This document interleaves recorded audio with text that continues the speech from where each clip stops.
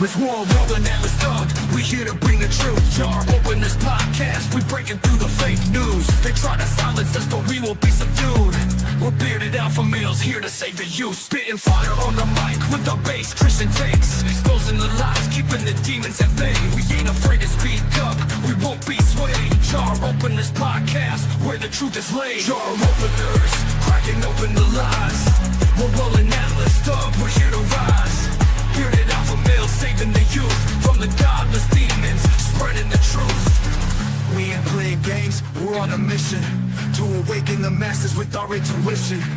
Pulling out the corruption with no inhibition. Draw open this podcast, sparking a revolution. We're not afraid to stand tall in a world full of deceit. We're the voice of reason, bringing light to the street. Keeping it real, never missing a beat. Jar open this podcast where the truth meets the heat. Jar openers, cracking open the lies. We're rolling Atlas up, we're here to rise. Bearded alpha males saving the youth from the godless demons, spreading the truth. Jar open this podcast where the truth will never cease. Join us on the journey to bring back peace. We're rolling Atlas up, fearless in our release. Jar open this podcast where the lies will decrease.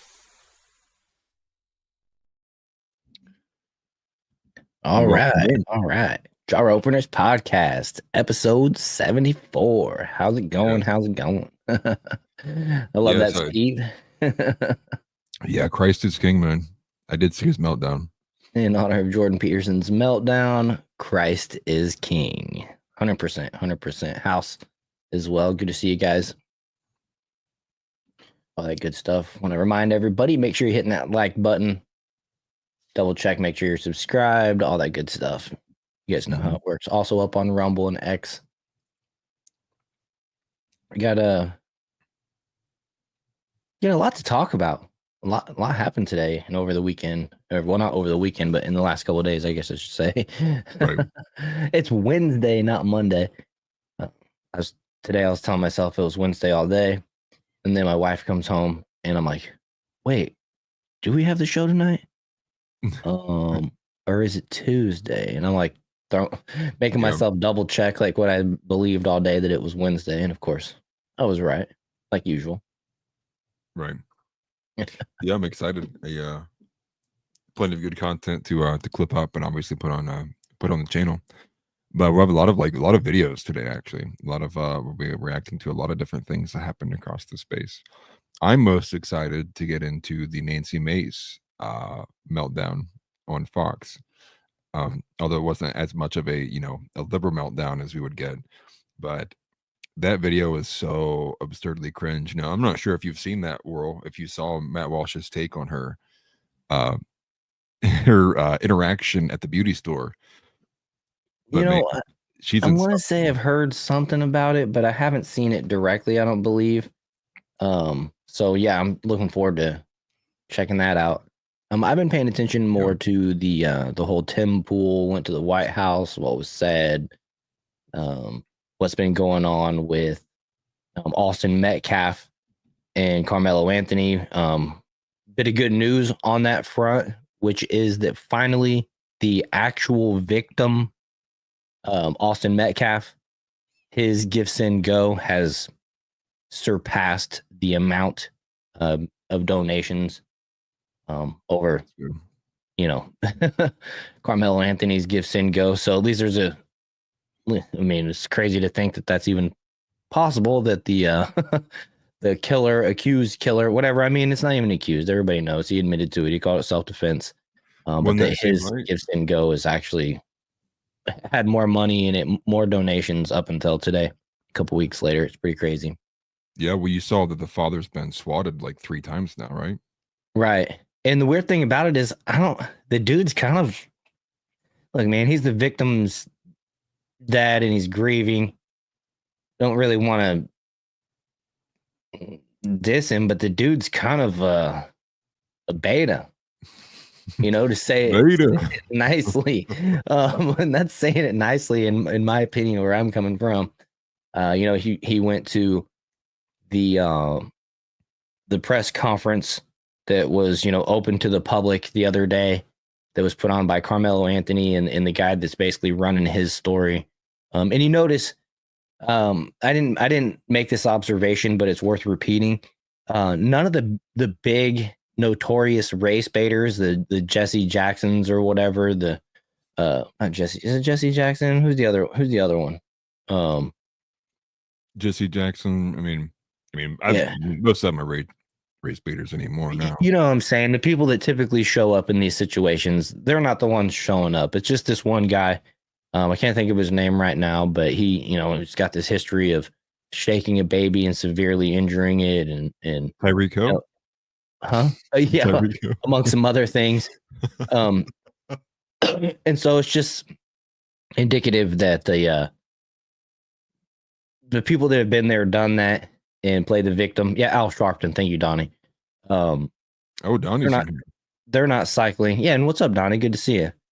These sharks aren't circling, and it's because they've been there and done that, and so I don't, the writing's on the wall with that whole story. And once the video comes out of it, I think it's going to really solidify, obviously what happened and people's stances and everything. But right, yeah, why haven't we seen the video yet? Right, exactly. And apparently the police confiscated like over 20 cell phones and were able to keep it from being leaked. So it's pretty impressive that many people, nowadays kids load it up and stream in half a second. And I'm surprised that nothing's come forward. So, good. And so, it's a good job by the law enforcement there, and the students being respectful for the most part and everything like that as well. And that's like a rarity too, even if it wasn't like a cell phone that caught it, you would expect maybe like a CCTV footage or maybe like a school security camera somewhere like would have caught at least like some view of it. The fact that we have literally nothing is like kind of a rarity compared to most cases we have nowadays. Yeah. Yeah, definitely. Oh, I see Donnie said your pops has been sick, man. Hopefully he's doing better. Good to see you back though, around. Oh yeah, my condolences, Donnie. I didn't see you said that. My apologies. Oh yeah. Hopefully he recovers. I know how tough that can be. We'll say our prayers.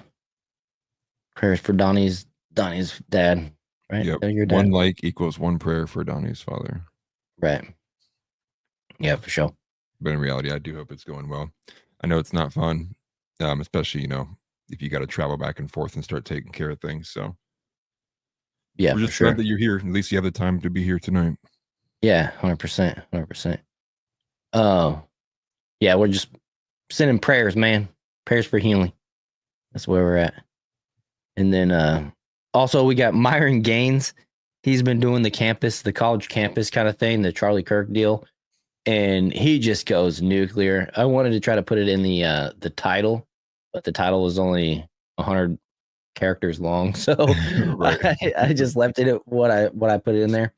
But man, this Myron Gaines little clips that I've seen of this, actually particularly the ones that you put out in your video on your Atlas Thug channel. Yeah. Man, that was great, man. Those interactions look like they've been they weren't ready. Fruitful. Fruitful. Yeah. I think as you worded it in your video, it's like when people say, right on after the other person makes a point, it's kind of just like conceding that, all right, I can't counter your point. It wasn't word for word verbatim how you said it, but it was so true. Well, the funny thing was, I think I recently put out the videos and I got like 1,000 comments or whatever, but most of the comments that I did get seemed to be like noticing that is there a specific reason when none of these people were like getting super fiery? When you see most of these, when it's like Charlie Kirk or then insert anybody, Ben Shapiro, whatever, the people like start screaming and like melting down. But with Myron, it was like, I don't know if it was because he was saying it so harshly or because he's black, but he would say it and they were like, and they would just walk away. Right. It was like they weren't responding at all. Like they were left speechless. That's why I even made the thumbnail like the one moment of that girl like looking over in the camera, like she's like, does that guy just say that to me? Because it's like they're so used to no one ever even uttering, microtransgressions, and then this guy's like destroying their whole world. It's funny. I'm excited to get to that. Yeah, I'm looking forward to that part as well. I think part of the reason why, and we can, like I said, we'll dig into this a little bit later, but just on the surface, I think part of the reason why these folks don't have the rebuttal that you would expect or anything is because the demeanor that the I hate to use the phrase again, but kind of the alpha energy that Myron Gaines is using while he's saying these things. It's just like a good chat energy. yeah, for real. And so it's just like, I don't know if I want to compete with the alpha in the room, or whatever. And only an alpha really would want to do that. So Right. you get kind of what we see, and it's pretty funny. I stand Myron Gaines. The huge Myron Gaines supporter, man. Yeah, I haven't seen it, and admittedly, I haven't seen a whole lot from the guy. I did the one video with him arguing with Rabbi Shmuley, where he called him the what, Rabbi Dildo or Dildo Rabbi or something. Right. And just the way that he didn't back down and his position on being like a free speech absolutist, I respected. I didn't really 100% agree, but it was like a 99.8. Maybe there's sometimes I don't know. Sometimes whenever they get into these like debates over free speech absolutism or whatever it's called, being a free speech absolutist, they can paint a person into a corner, and where it's like you basically have to kind of default back to like, no, I don't support. You have to like reinforce like, no, I don't support what that phrase says. Right. But I respect the person's right to say it, and I think that they should say it so that we can understand where they're coming from, what they believe, and we can treat it accordingly, in the public or whatever. But sometimes they try, you know how they are. But yeah, I respect his position there, and like I said, I mostly agree. Right. I mean, I resort back to like the Andrew Tate stance, which is like making criminal charges because someone said words like that's effing beta. Mm-hmm. and I even put the caveat there too, like I disagree with Myron on a group of things. I mean, like I disagree with largely the fact that he's like not Christian, and he has like this weird like one-sided open relationship, and like obviously taking advantage of like clout and being a popular and prominent figure. But the main thing is like the dude is like walking the walk. It's like most people, when they're like, hey, I'm a free speech absolutist, they're also like not pushing the boat. Like they're not rocking the boat. He's like, hey, I'm a free speech absolutist. And then I'm going to say this thing that would get you canceled in 98% of places. So he's like, not only just saying it, but then also doing it. And I'm just glad that there is some kind of organization that would help sponsor the guy for knowing like what's the right word for how toxic he is.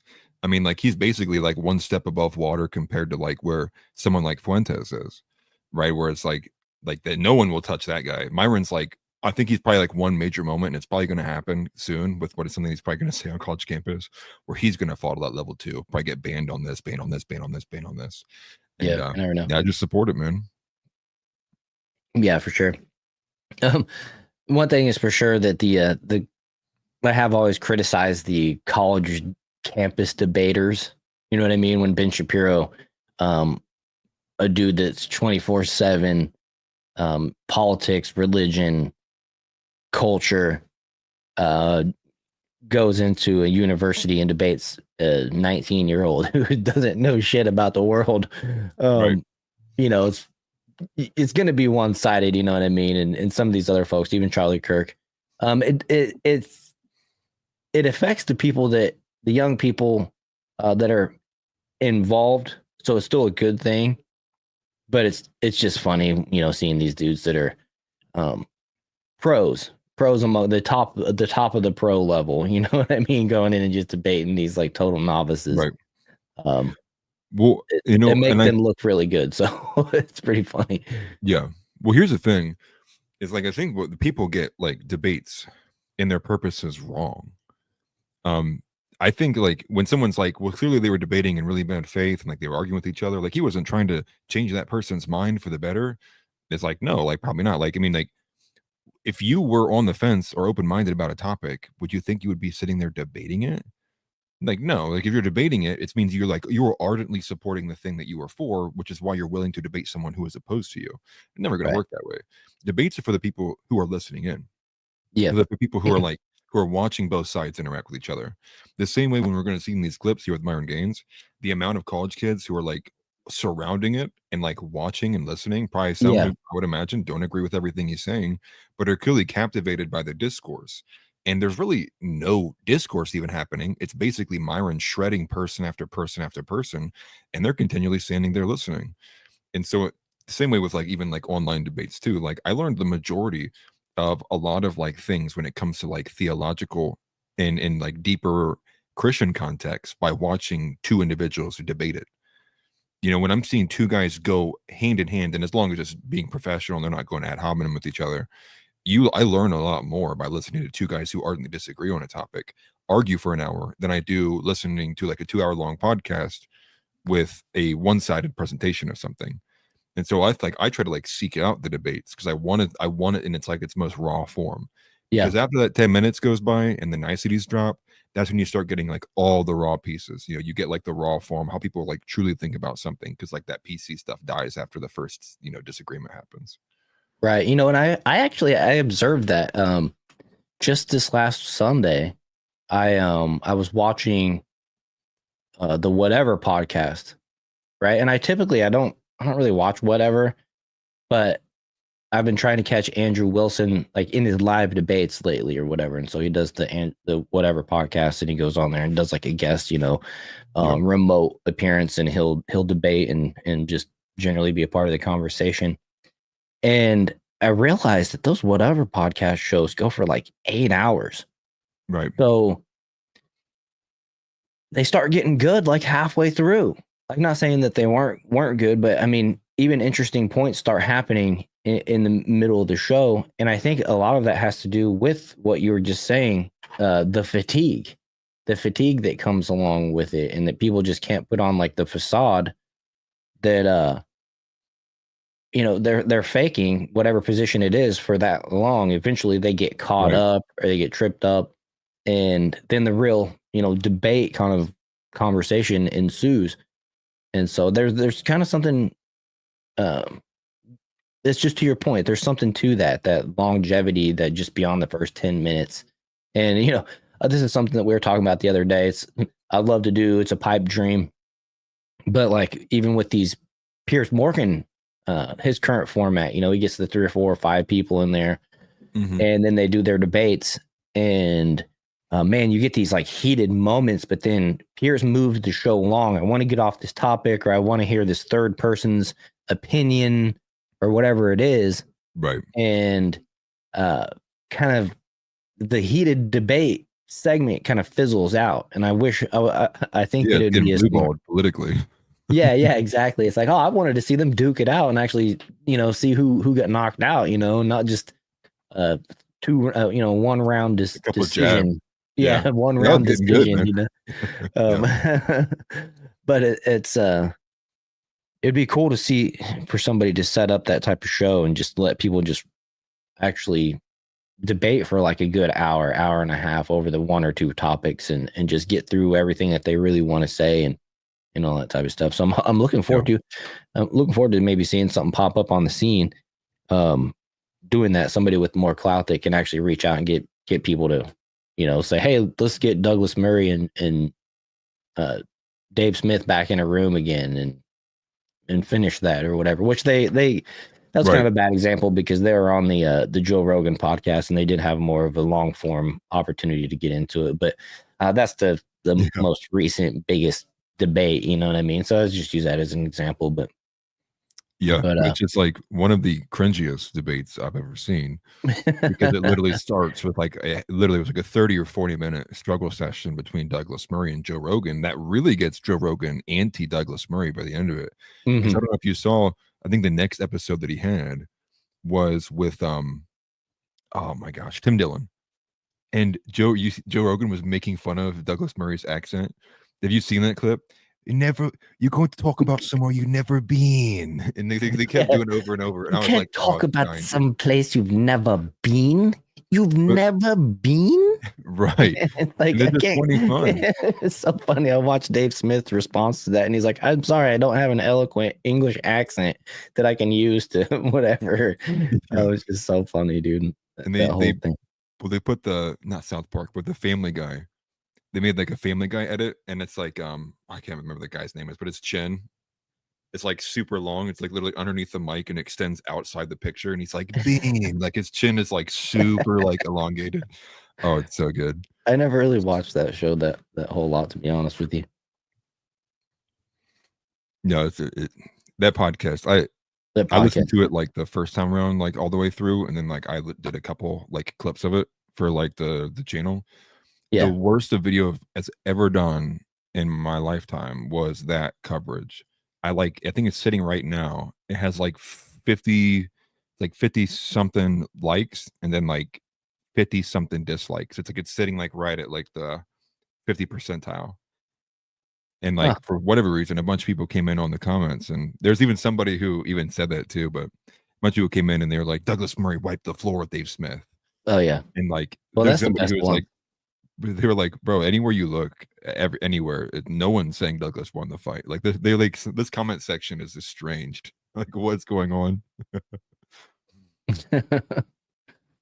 Uh-oh, here comes the Atlas the Atlas accusations now.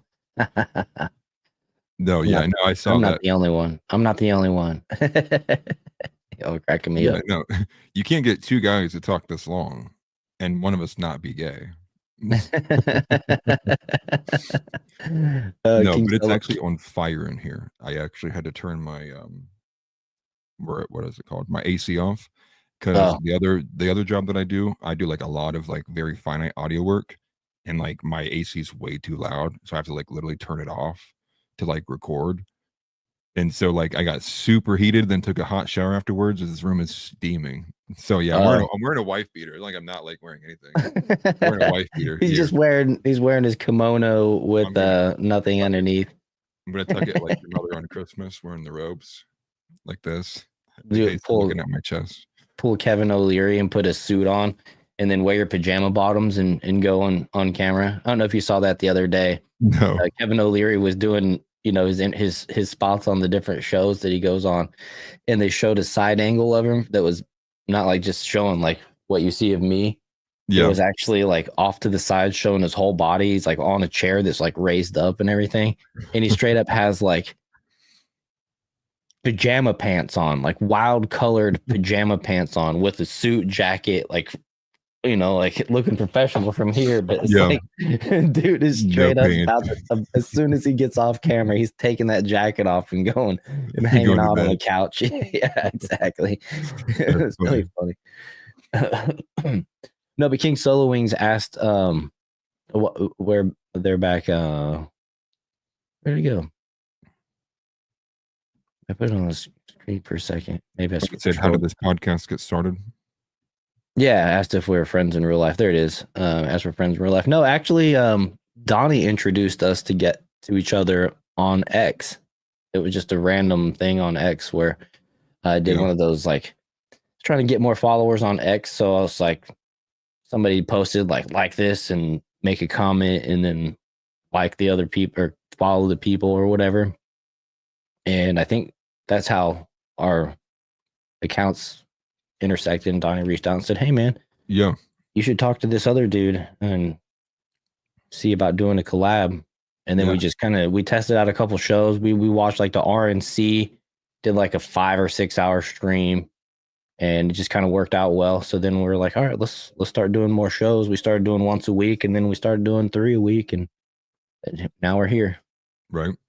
So we've never met in what the interaction was. Yeah, never met in real life. Twitter follow train thing. Yeah, that's where it started, a follow train thing. Yeah. And pretty sure Donnie was doing like PR for me. I actually like owe Donnie for that. Well, one day we'll all go fishing or something like that. Right. Go on an exotic vacation, fishing somewhere or something. We'll pay for Donnie. Yeah, once we start like, blowing up. Right. Yep. Next thing I'm going to be in the White House new media seat. Yep. Why is everyone in this room gay and retarded? I'm going to try. They would never invite me back. King Solo Wings asked, how close are you guys to having super chats and such? Well, since we started the channel we started the channel like solely for the show, we still need to get to 1,000 subscribers and 4,000 watch hours. And we're on a good pace. Yeah, As super long as chats come everybody, at 500, right? Is it the halfway mark? I think memberships come at 500, but I'm not sure. Super chats might be at 1,000. Okay. I thought they were at 500 and 2,000. I think they're like the halfway mark is when you get super chats. I could be wrong though. Okay. Well, I know that like when I first started YouTube, they didn't have the halfway mark, and I was beyond it whenever they implemented the 500. Like when I first started, it was 1,000 was the minimum. You had to have 1,000 subs and 4,000 watch hours. Right. Um. We'll hit it soon though. Yeah. Oh, he said any other way you support? I haven't set up anything. Like I have a Venmo, but it's just my personal Venmo. That type of stuff. But Yeah. Best way is just obviously watching the show, liking, sharing right, it. Yeah. right. It'll kind of proliferate itself once we hit that 500 mark. And, if I'm thinking we're right and we start having super chats that way, that'll just probably be the best form. Yeah. Yeah, exactly. And then, we appreciate it though. Thank you very much. yeah, it's cool. I'm glad you like the show. What is it? I'll send you some cash to buy Atlas a fan for real. It's funny. Well, King Solo Wings, if you have a Discord account, you can reach out to me on Discord, and you can click the link in the description to join the Discord, and then you can DM me from there or whatever if you really want hook up, whatever. Right. But you can also go to Atlas's channel and just super chat him on his actual individual channel or mine. I have America First TV and he has Atlas Thugged. Is that a thing? Oh yeah, that? the super thanks, I guess, right? Yeah, super thanks. You can just super thanks on a video. Interesting. The one thing about it, the super chat stuff, is YouTube does get about 40, 45, 50, 45% of it, something like that. Maybe 50%. I think they moved it back to 30 actually. Oh, okay. Well, I saw something that Rumble was doing, like you get your full super chat for the rest of the year thing. Like maybe that was actually at the end of last year, but that'd be nice. We could also play we could also do what does whatever do? Like the power chats? Isn't that like the most popular thing? Well, he tries to tell people to do it within StreamYard. So I don't know how to even do that. You can set it up that way. I was trying to look it up not too long ago because we use StreamYard, and they do it through I don't know, it's called like Power Chat or something like that, and it's like I think it's like a web extension browser. Depending on maybe whatever browser you have, it'll work with it. But and they only take like a 10% cut, but it's a way to like circumvent having to do the whatever. But I'm not sure how we put like their chats on screen though. You know what I mean? Like that's like some technical stuff I'd have to go look at. Oh yeah. I would like to do that actually. Well, I guess when people do it, you can do it manually just like that. Like with JB Power Chat sounds like a knockoff. I think that's what it's called. Yeah, Power Chat. There's like multiple of them. There's like Power Chat. There's like Party, like PARTI. That's like what the Backlash uses. There's like a couple of different ones that have blown up. Donnie, I'm totally down to start a compound, by the way. Just buy like 100 acres and let people build houses and let's go. Let's go. That's actually what my parents are planning to do. My parents are planning to sell off on the property they have now, downsize to a single floor home when they get older, don't have to worry about going up and downstairs. And getting, instead of like, a bigger house, but getting like, I think like 20 acres is what they said. That way, in case anyone wanted to come out and build on the land and start making a compound, we'd have the land to do so. Right. Yeah, it's awesome. Actually, you know what? JB has the land. Let's just go down there. Waco 2.0, but we get the good ending this time. Yeah, it's fine by me. Yeah. Which I saw videos of that. It was floating around. I think it was the anniversary of it a couple of days ago. Yeah, I think so. It's still one of the saddest things I've ever seen. Like every time I see that, it reminds me that there is someone in the in-laws of my family. Was it Waco? No, I can never remember. They were either involved with Waco or Ruby Ridge. I can't remember because they work with the ATF. And every time I see that, I'm like, you could have stopped it, man. You could have been the one. You could have said something. You didn't have to be a part of it. It's just an awful thing, man. It's like one of the darkest spots, and I think in all of our in like the U.S. history. And I think it's one of those like shots across the bow, which is like really that moment answered the question of like, how really free are you as an American in this country? What is free? What is freedom? What does that really extend to? And like Waco pushed the button on that, and like that, there's your answer. This is how free you are in America. Right. Yeah, exactly. King Solo Wing says 3D printing is the future. You know, I never got into 3D printing, but I think that would be kind of cool to have a nice one. Yep. It's the infinite handgun cheat code.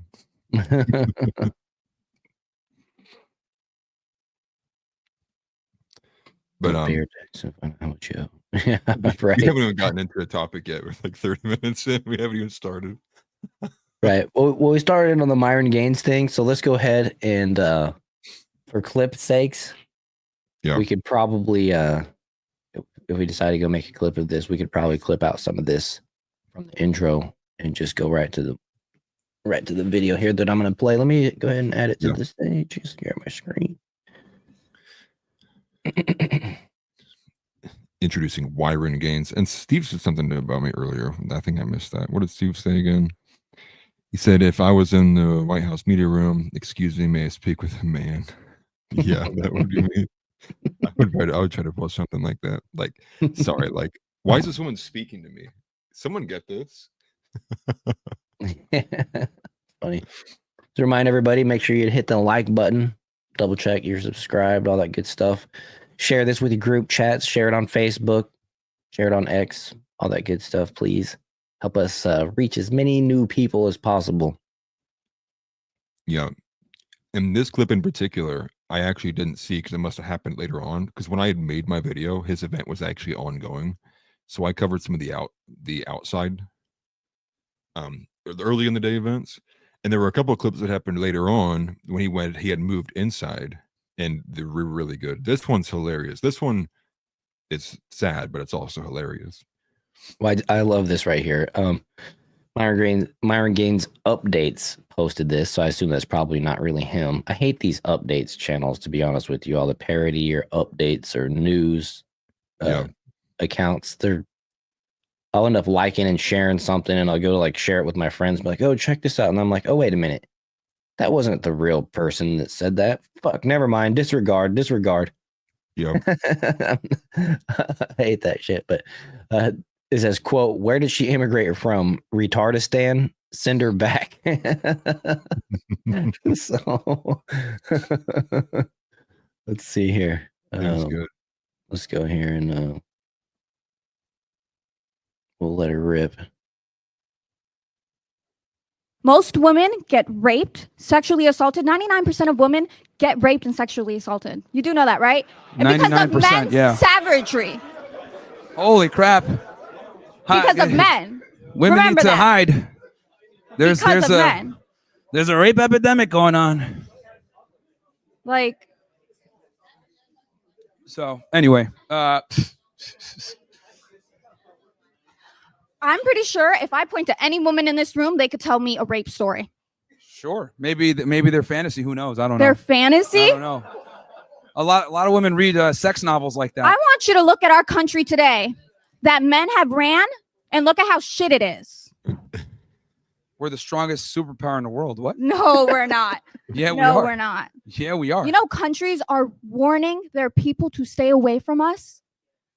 What? Because of how shitty we are. Do you realize people try to come here illegally every single day to become Americans and or get to live here with diminished benefits, even if because they're not documented? Like you do realize, like I used to undocumented immigrants. I used to work in immigration back in the day. I know this intimately. People literally try to sneak here under intense conditions and die a lot of the times while trying to come here. This is the best country in the world. This is again more privilege that you don't understand. I'll tell you that much. I'm an immigrant. Oh, really? Yeah. So that proves my point even more. I didn't come here willingly. You're here. Like. I did not come here willingly. Oh, okay. How'd you come here then? I came here because they paid me to. Yeah, send her back, bro. God damn, man. Set her back, man. You're talking about send her why we back gotta yet build to a a wall. person of color? I guess we're no longer getting the best and the brightest. What the hell? This is why I'm so big on, You like, talking you about know, send me back, but you a person of color? this is why I'm so big on, we need to go harder with immigration. I'm sorry, are you not black? I don't know. It depends on the day. Some days people call me black. Some days people call me Arab. I don't know what it is, man. So Y'all looking at the same motherfucker I am? Because he's black, right? oh man. He a person of color, right? He a person of color. He's like that guy from Super Troopers where they can't figure out if he's Mexican or Arab or whatever the whole time. He's in that same class. Isn't it wild that she's complaining about being here? She said they paid her to be there. Who paid her to be there? I'm curious about that as well. Sorry to cut you off. Just lying. Yeah. And then you're saying like all their countries are warning people to come here. And then he was like, okay, well then get sent back, then leave. And then she's like, wow, now she's like, you're saying that as a black person? Aren't you a person of color? It's like, how are you switching sides like this? What is your principle? What is your position? Do you want to be here? Do you not want to be here? Like, I'm so confused. Like, and it's just contrarian. I mean, like, all in all, it's like, this is the person. I mean, like, she literally doesn't even have two brain cells to rub together. And if she did, she'd probably eat one. Like, it's like, it's sad. Like, it's terrible. And one thing you'll notice throughout all these videos too, is like, they're not even just like blue haired anymore.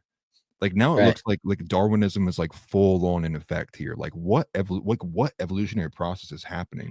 So dude, I'm telling you, one of these girls we're going to see earlier looks like she has a chimpanzee mouth. It looks like her whole mouth is coming out of her face. It's so weird. It's like, what's happening on college campuses? Like, scary experimental stuff. That is funny. You guys are cracking me up. Somebody here thinks they can fix her, and of course, JB can fix her. JB can fix anything. I know Tix is written. It got a simp comment loaded, ready to go. You better delete that, Tix. Tix already said she could sell her brain for $5 on OnlyFans. That's funny. And she probably would. Well, look at this image. I just paused it. She's like sitting here trying to make a point, like talking to the crowd, and he's just standing there with his hand in his pocket, like just cool as a cucumber. Just like, you finished? All right, we'll finish playing this. Actually, it's got another 50 seconds. All right, shut the fuck up. I ain't talking to your ass. I get more gray hairs talking to women than dealing with cartel members. I hate to break it to you. Okay, so what's your last point? Because there's a bunch of people behind you, but my point is, yeah, you're a pussy. Oh, okay. Great one. Crickets. The crowd, you get like 3 people clapping, and they were actually clapping out of spite. Yeah, right. Like, yeah, you got embarrassed. The chicken's even laughing. Yep, she doesn't get that cosign from the crowd, and you're gonna hear she gets angry at people because they're like not supporting her as she's like walking back to her seat, embarrassed, cringe. She's like, "Do I really want to do this?" Wow. Okay. I thought you'd come up with something wittier or funnier than that one.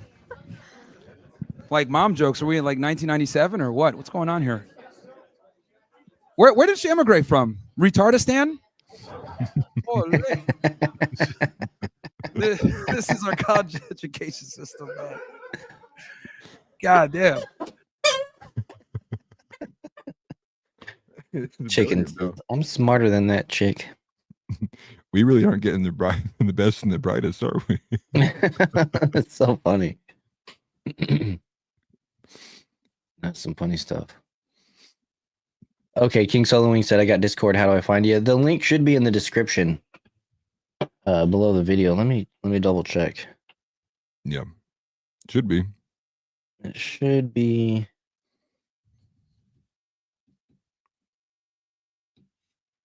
Where does it say Discord? Yeah, Discord. Yeah, it's at the very bottom of the description. And that'll take you to our server.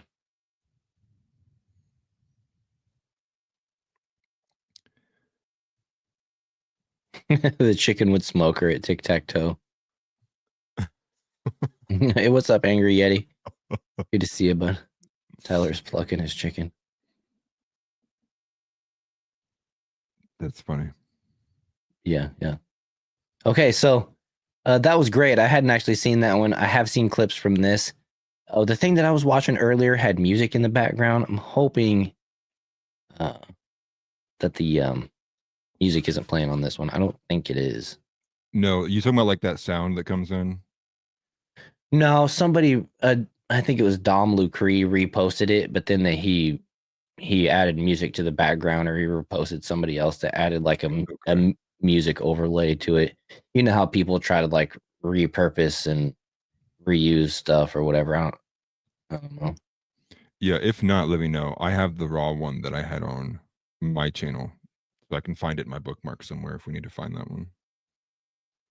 Okay, no, I think I tested this one actually. I think it's okay. Oh man, here we go. Okay, yeah, I think it's gonna be fine. All right, let's play this one.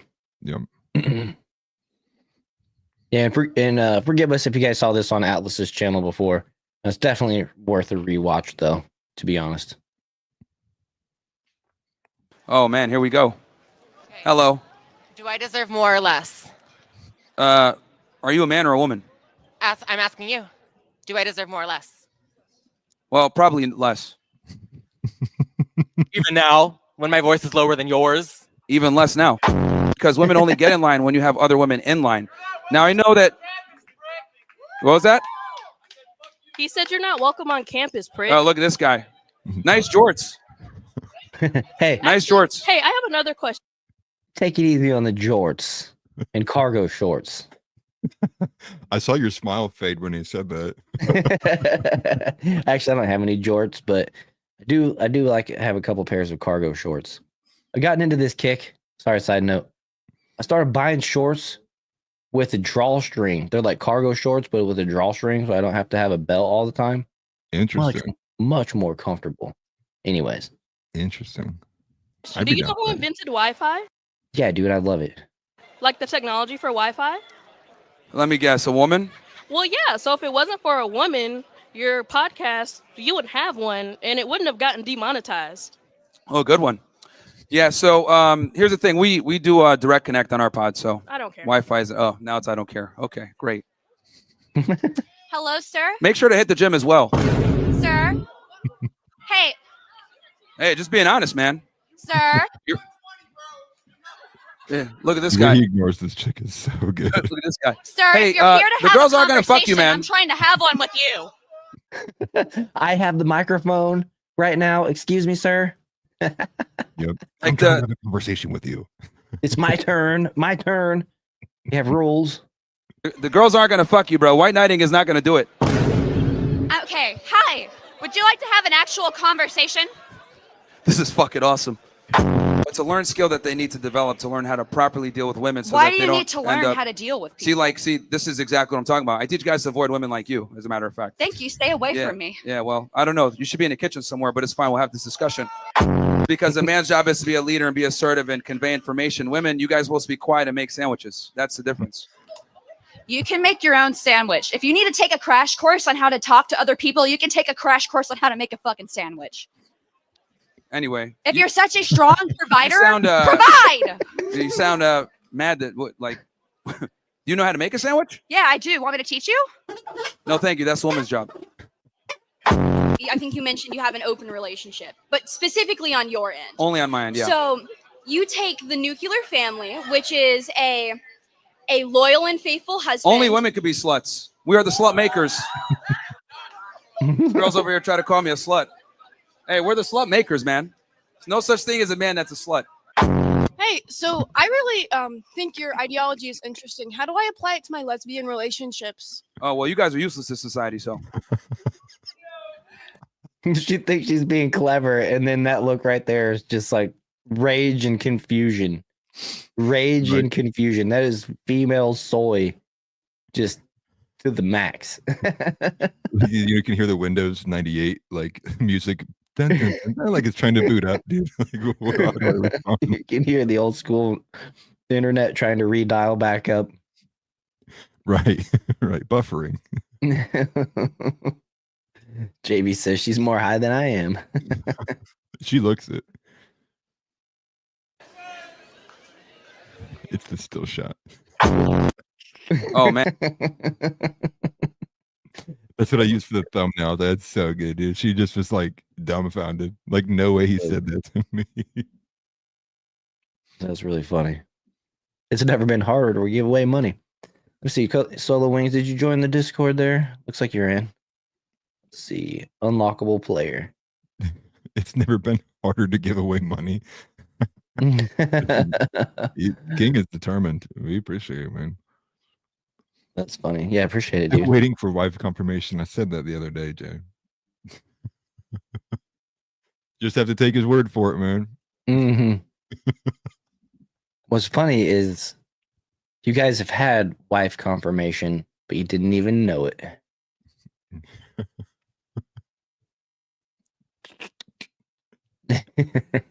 Let's see here. But was that the ones that we had in there? I think there's something else I was going to say with that. No, but your wife got a beard, homie. No, that's what it was. If you go to the beginning of this one and you go to that trans individual. No, alt companion, you haven't yet. Actually, we're gonna move into that one next.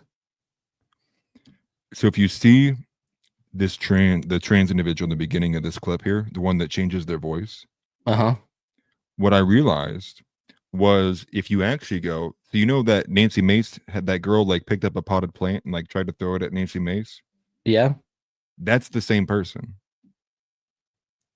This same person right here? Same person, I promise you. If you go to the Nancy Mace segment, and it's not a long one, but it's that middle one that says previous event, plotted plant. Let's do a comparison. Is that the same person? I don't know. It's really close. Oh, actually, hold on. I gotta minimize that first. Yeah. So wait for the voice change. Are you a man or a woman? Sorry. This one does the voice change too? Yeah. I swear it's the same person. Okay, so I would like to apologize, but it is derogatory and second of all. Well, yeah. Of course the fuck it is. Well, y'all, of course it is. It's ma'am. Woman. Yeah. I'm asking you. Do I deserve more or less? Well, probably less. Even now, when my voice is lower than yours? Even less now. Because even less now. Yeah. I wish we had a better view, but it might be the same person. So that person stole the plant? Yeah, if you get towards the end of the video, it's the plants. She just takes it. Like I don't know what it was, why, but that's what I'll put this in my bathroom. Well, yeah.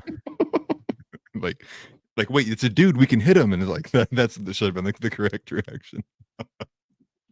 That's really funny. Yeah, Donnie says, we're slow getting into topics tonight. You haven't missed much. Sorry, dude. Yeah, we just did some laughing at the Myron Gaines little interaction here first to start it off. Yep. What's up, Andrea? The gift that keeps on giving, which is a liberal meltdown. JB calling me out. Chat is on fire tonight. Love you guys. Not in a Tyler way, though. No way. Who said that, Jay? That's good. That's really funny. That's really good. I appreciate that. He means not gay, guys. Am I gonna have to like say every other sentence going pause? Yeah, right. Okay. Sorry, I'm over here in Discord. I can send you my Venmo. Here, I'll send you that after the show though. Just so I don't have to. King Solo Wings has arrived in the Discord. Everybody congratulate King Solo Wings for not being a lazy leftist. Can I get an "I was here" chat when King Solo Wings join the Discord? I was here. I'm gonna start doing all of the super gay and cringe. Like, chat, are we cooked? Like, I'm gonna start doing them more often. You guys are cracking me up. Cool. So, all right. Well, let's go ahead and get into the Tim Pool thing. You ready for that? Yeah, let's do it. Do you want to take the lead on? He clicked on this episode. Do you want to take the lead on this one since you put the outline together? Yeah, let's do it. Okay, and then I do have an actual. It's like I've been debating. Maybe you guys let me know in the chat. Do you want the 9 to 10 minute long version, or do you want the like 3 minute longer version? I kind of think the longer version is a bit more informative, but the main part of it kind of happens about halfway through. So you guys let me know. But the main part is where where Tim Pool battles with Hassan Piker over what's been going on with the whole Maryland man. For some reason, they won't call him by his first name, Kilmar. Yeah, which is a crazy name, by the way. Right. Which is, I think that's why they're not calling him by his first name. I think it's very threatening, considering it's not a good. It's a good gangster name, right? Kilmar. Well, I know plenty of Kilmars. I graduated high school with plenty of Kilmars in my graduating class. Like, no, the most un-American sounding name, maybe outside of like Jenghit Kasit, right? Like, what's that Canadian politician's name? Pangjit Kajil or something like that. It's like, but no Americans ever been named that. Right. That's funny. Okay, so it looks like you guys are saying play the longer version. All right, we'll do that then. But let's go ahead and we'll start off with this. Yeah, with the opening question here. Yeah, so well, switching sides, right? Moving on to the next topic, which is the fact that Tim Pool was, in my opinion, gifted a new media seat. White House is trying to expand access to new companies that don't fall under the strict definition of like legacy media, or like have all of like, the key cards and the the press passes and so on and so forth. But Tim Pool got a seat, and he basically used that as a chance to turn to the rest of the room and basically ask a pointed question, which I thought overall, I mean, I think he's accurate and I agree with the sentiment, but that's the news story really, which is the bigger point here is the fact that the old media is dying. That's why Tim Pool is getting a seat in the new media. People are turning to people like Tim Pool, and before with Dan Bongino and Steven Crowder and all the different kind of pundits, people are more than likely choosing to listen to them over your CNN with Abby Phillips late night or your The Five with the Fox. Like, people are moving away from listening to the old legacy media and into the new media. There were a bunch of reactions. Now, notably of most, a lot of the liberals were just irritated in general. Obviously, like, clearly it's like clear bias, right? You give it to a far right, which I think is insane because Tim Pool is barely conservative, barely qualifies as being a conservative. But I thought was funny was a lot of the leftists were pointing out that Tim Pool was wearing a beanie and a sweater inside of the media room.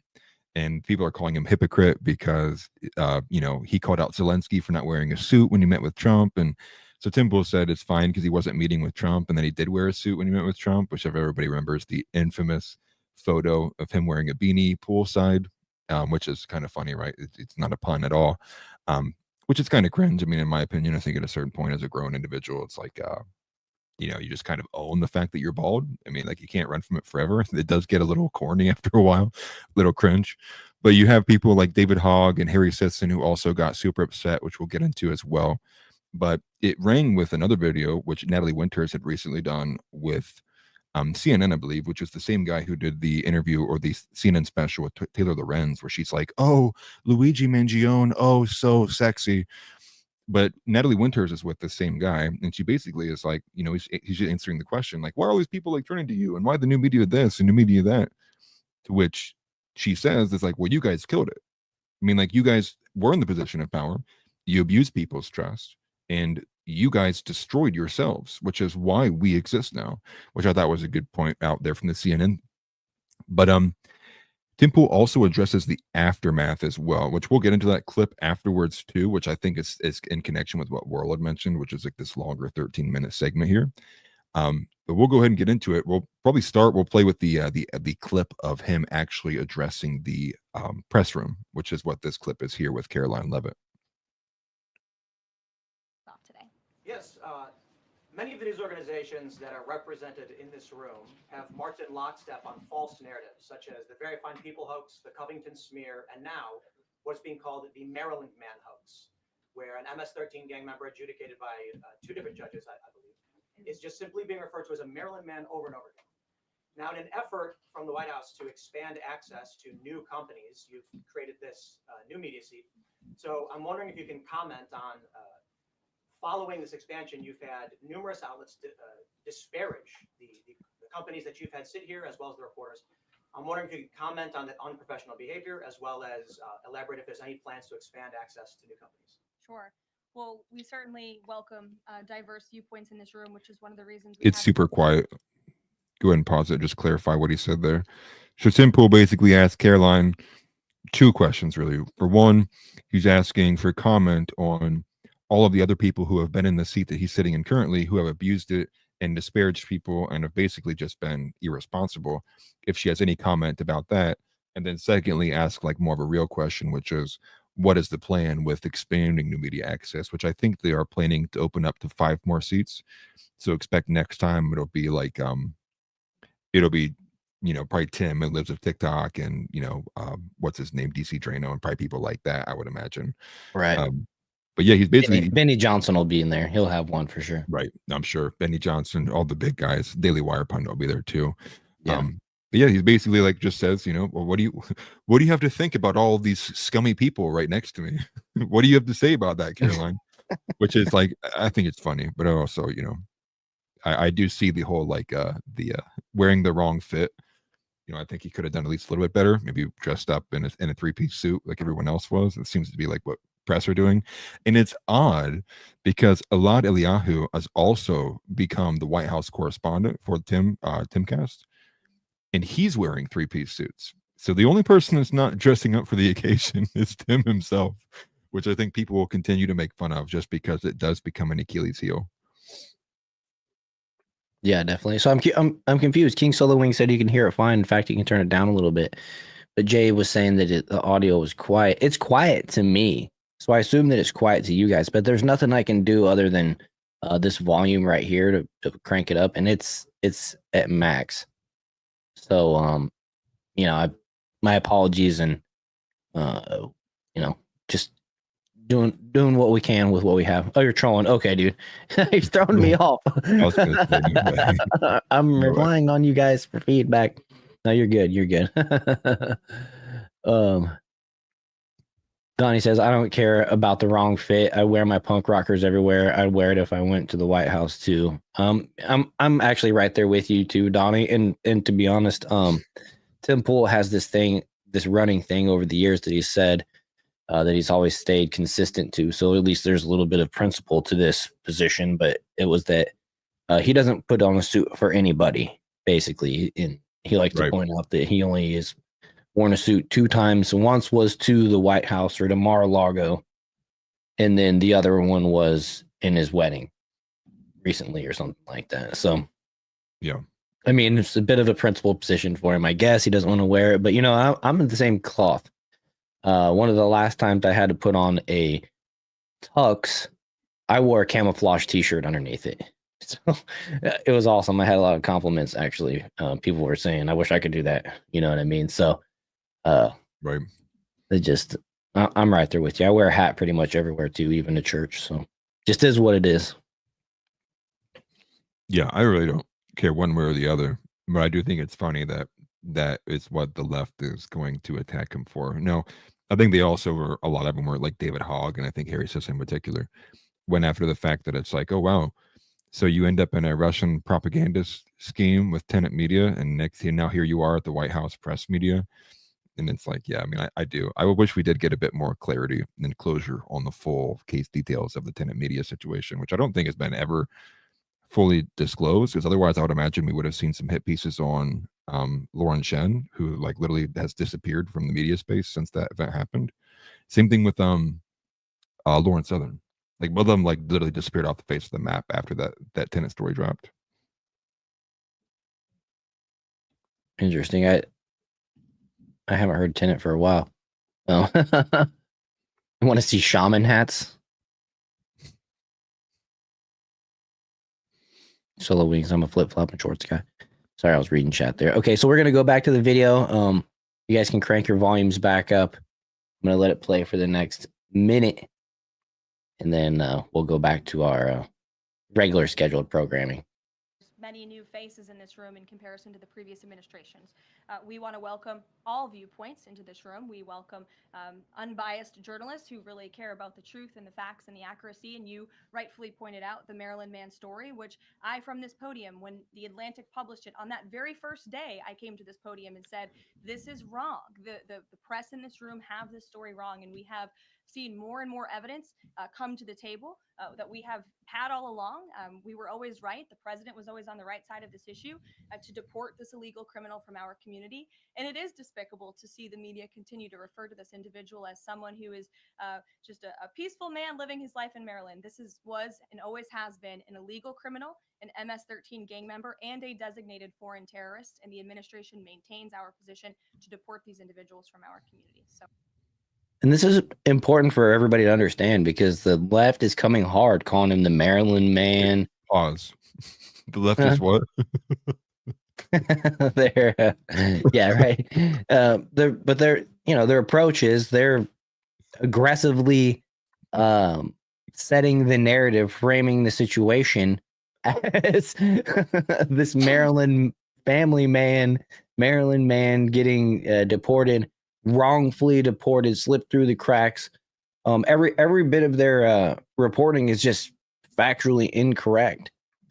And that's where and that's one of the reasons why I want to play this next Tim Pool video that I was mentioning to you guys, because he shows the actual like court paperwork documents, everything, laying it all out so that it's clear cut and dry for anybody to understand. And for some reason, the left still just wants to ignore it and keep their heads buried in the sand.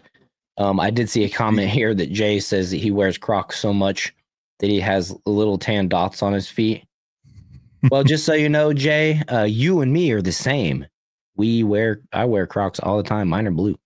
But yeah, man, Crocs are the shit. I'm wearing mine all the time. So good night, Donnie. I'm gonna see your proof of wife. Yeah, right. I'll give you proof of mine and you give you proof of yours. Pink slips, rates form. But no, I was going to add in there too. Also, yeah. Good night, Donnie. Oh, night, Donnie. Have a good one, bud. Good to see you. Did you see Richard Hanania? Is that how you say his last name? Richard Hanania? Can't remember what his name is. Or how to say it, rather. So he doubled down actually on this, and he doubled down on, I believe it was a Truth Social post, and it was Donald Trump holding some of the court documents, and Donald Trump was holding the court documents, which in the image was the picture of the hand where they showed like the MS-13 on the knuckles with like the different images, right, with the acronym spelling out MS-13.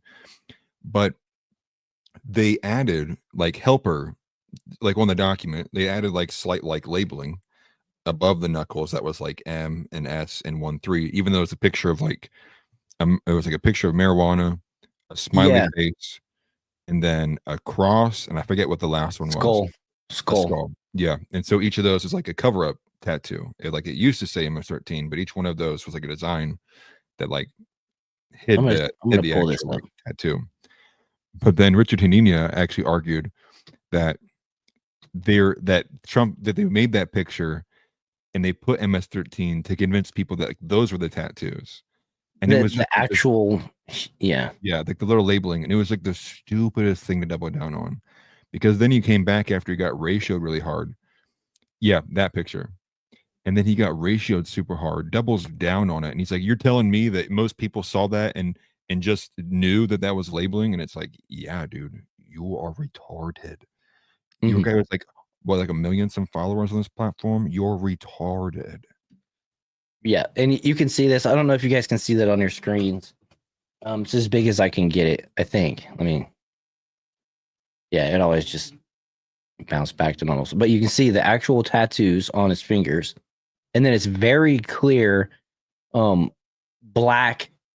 It's not like skin color black, like tattooed black ink.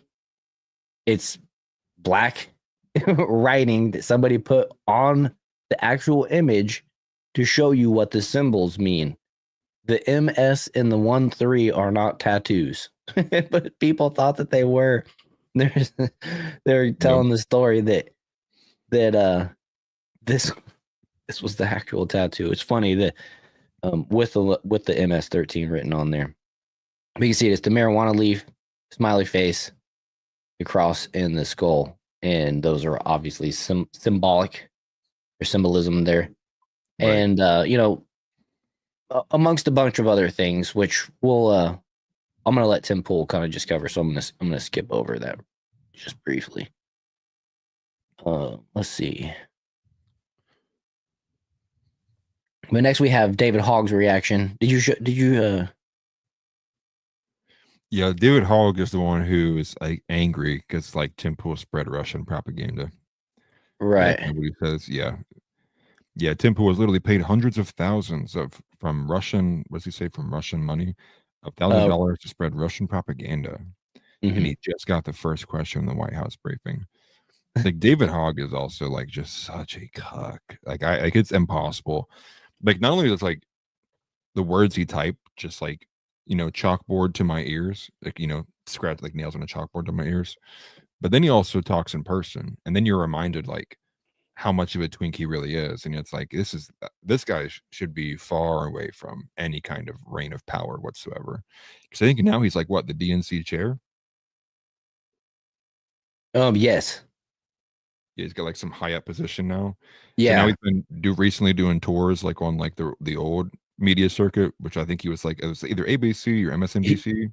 He just talked, kind of like, what's that? I was just gonna say he just indirectly convinced one of the Democrats to not rerun for his position next year. I just heard about this today. Interesting.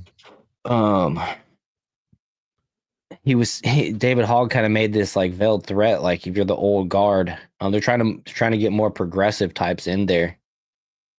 And Temple actually talked about it today. I was working doing laminate floor, or not laminate, but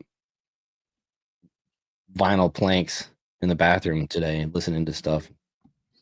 I got on the auto. What's clear, that's a major disagreement.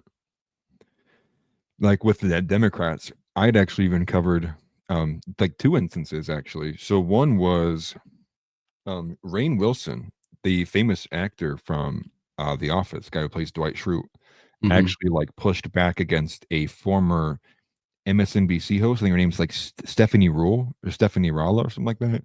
And he pushed back on her because she was like saying things like, well, you know, the reason why no one trusts the media anymore is because Elon Musk and Trump all did these things. And he was like, whoa, like, he's like, I'm sorry, like I have to push back on you because like when I see that you get up in arms and passionate about this current administration, but were silent during the last administration, he's like, I'm sorry, like you guys were denying everything. And he even made like a reference. He was like, you know, like you guys were like Queen Cleopatra, the queen of denial. Like you guys refused to cover things and denied everything.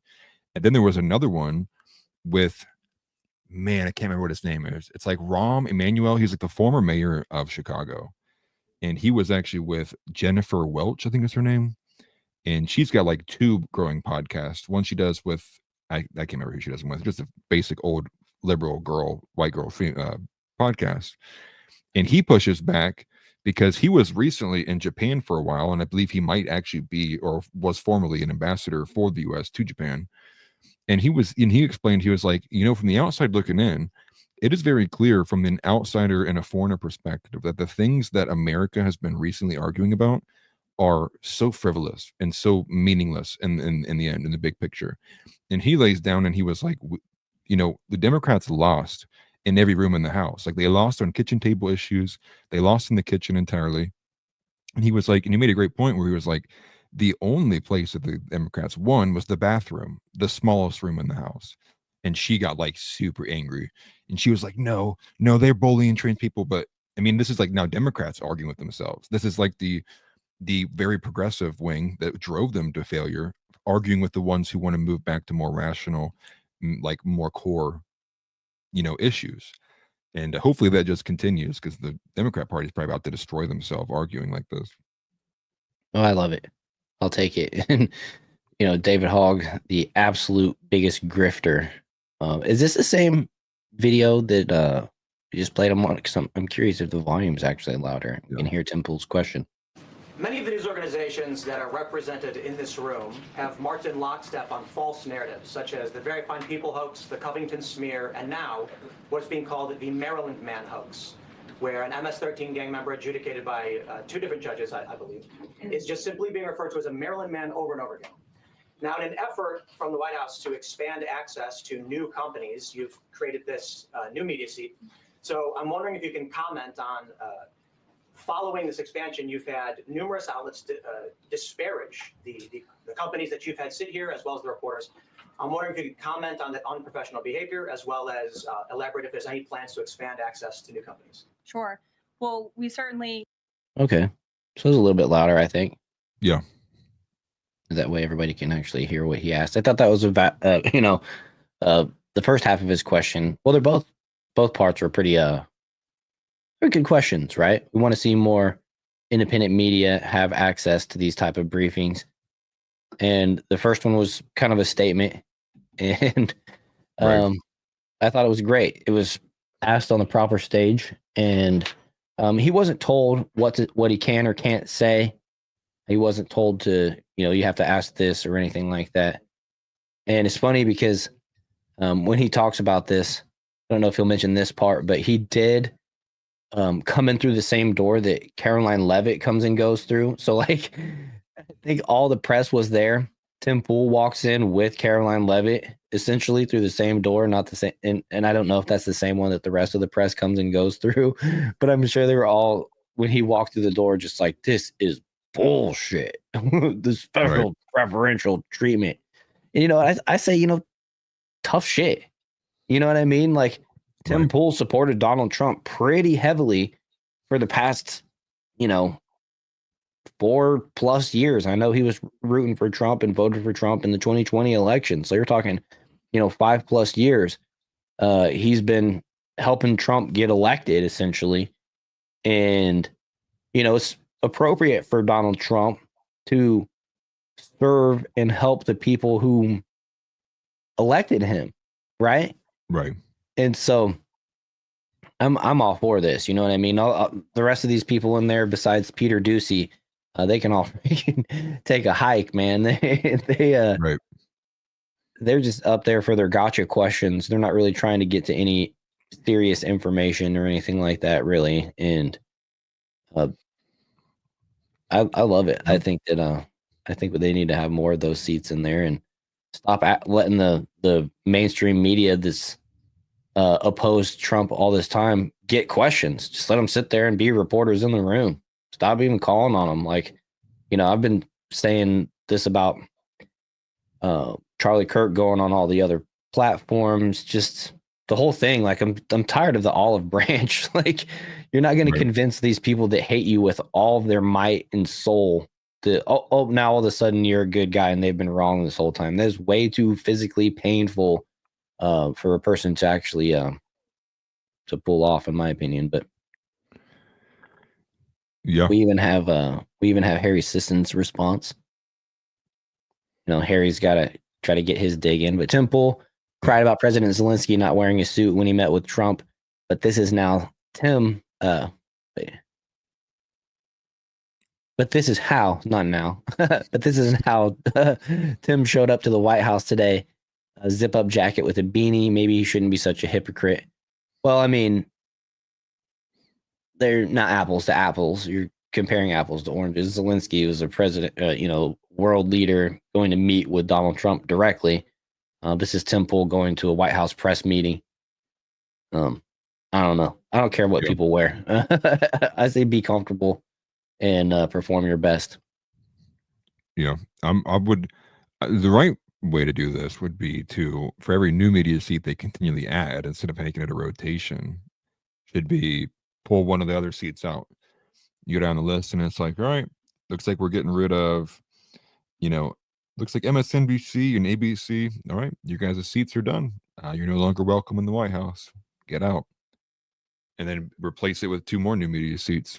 I would even be okay if it was like they even gave like Destiny a seat over like a corporate media seat, right? Like I would just like, let's just cleave it off, stop pretending it's even alive anymore, and just finish it off. Just replace it all with new media. Bring in all, as much as I don't like a lot of the influencers, I'd rather be dealing with them and have them expose themselves than worry about like these deep state in bed with intelligence operations that feign themselves as news organizations. Like, get rid of it, because the fact check off of each other, right? Well, in all reality too, like it'll be way easier like when Destiny ultimately makes like some like lies about something or like gets exposed for something. It'll be easier to do because the influencers and streamers are more vulnerable to like making a mistake like that and then being exposed. So let it happen. Yeah, for sure. Viva Fry, he responded to this on Harry's post and said, Tim also got $0 from the U.S. government. So by your logic, Zelensky needs to give all the money back. Okay, I thought you were a stupid jackass who doesn't know how to compare things that aren't comparable, but you've changed my mind. Doesn't hurt being so stupid. Does it hurt being so stupid? That's funny. And that's what Evil Elmo just mentioned too, that Tim wasn't trying to get billions of dollars like Zelensky was. A retard finder found the post and said he was begging for more money, just like like that tracksuit wearing retard. No. Gunther Eagleman still yet to determine if he's the one that actually joined our Discord or not. Hey dipshit, did Timcast beg for billions of dollars? He's a foreign diplomat. No. Of course, the comeback is going to be, oh, he did from Russia or from Russia, right? Right. But that's just a predictable left being the left. Natalie Winters, she commented, and she asked CNN, or she posted CNN with a quote, "Are you a real journalist?" Natalie, the rest of the media covered the president was essentially dead. You failed. The rest of the media covered for a president that was essentially dead. You failed. That's why new media is here. So let's hear that. To the people, and I'm sure you see this online every single day, who say you don't deserve to be here because you're not a real journalist. What's your response to them? Well, I'm pretty sure the group of people in there spent, 4 years covering for someone who was essentially dead, and that's being charitable in my description of him, a president by the name of Joe Biden. So to all those people who are apoplectic over having new media voices, you guys failed, and that's why we're here. The chair of the White House Correspondents' Accurate. Mm-hmm. And Very not true. even like, and it's not even like a 1-for-1 either. Like I think that was secondary. I think primarily the major loss of trust occurred during early COVID period. I think that's when most people's they completely gave up on it, like zero trust whatsoever. And then the Joe Biden continuation and like the doubling and tripling and quadrupling down on him being mentally like with it was what finished it off for most people. There's like, there's no way, dude. Right? Like many Democrats, I think, decided they weren't going to vote that election because of how the media was treating Joe Biden. They're like, I've been getting lied to. I don't even know what the answer is anymore. I don't care. And probably got mad and said, let the country do whatever it wants. I'm out. Right. The boss says, I got to say this. So that's what I'm saying. Right. So then we finally have, I'm going to play this one from Tim Pool. This was from his IRL show last night. Yeah. Which I think this part of this is going to be in that 13-minute segment anyways. So you might as well just play the 13-minute one. But that does not make him a Maryland dad. It Can makes you him guys an hear that? illegal immigrant arrested in Maryland. Here. Okay, I wasn't sure if it played the audio that was on my other screen or not. I had to do a test, live test. All right. Well, you know what's in this clip, so we'll play that video, and if there's anything missing, let me know, and then we'll come back to this clip so we can cover it. Word. Yeah. Okay, so all right, so this is Tim Pool, basically explaining his experience, how he came to his conclusion to ask this question that he did, and then getting into not a back and forth because Hassan isn't live in this video, but he's responding to things that Hassan said directly about him. And so this is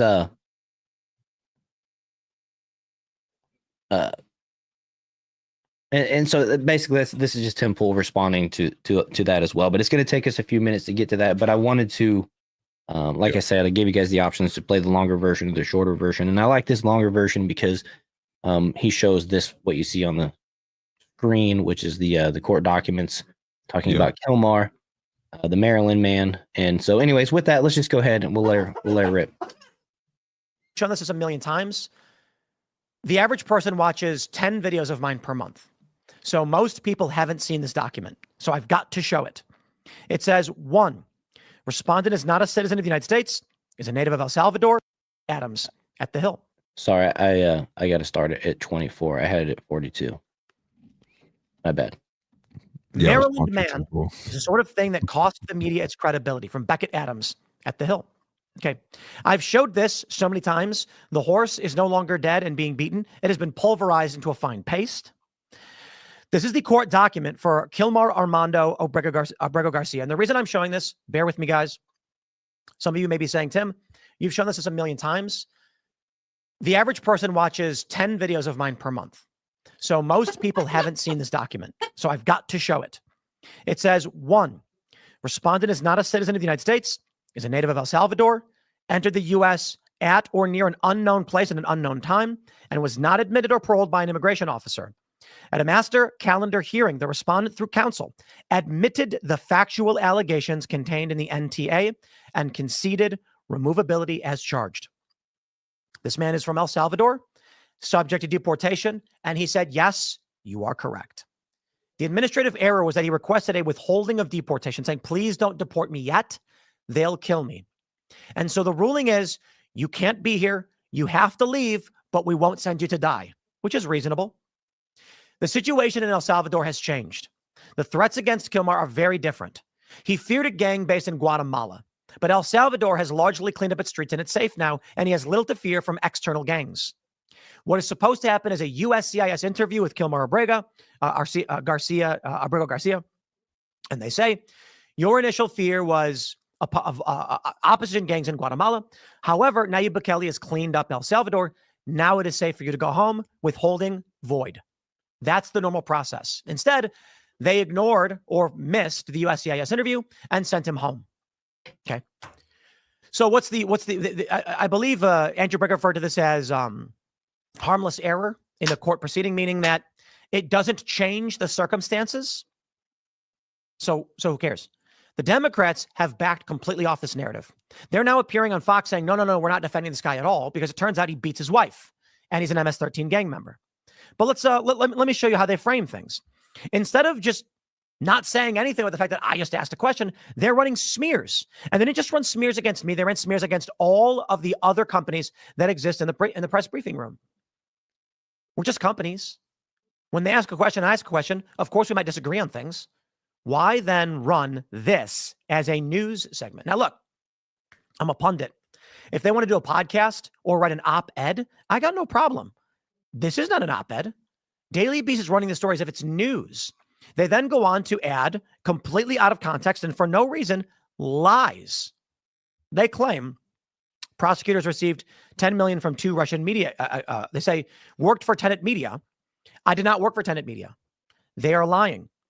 We were not paid to spread any information.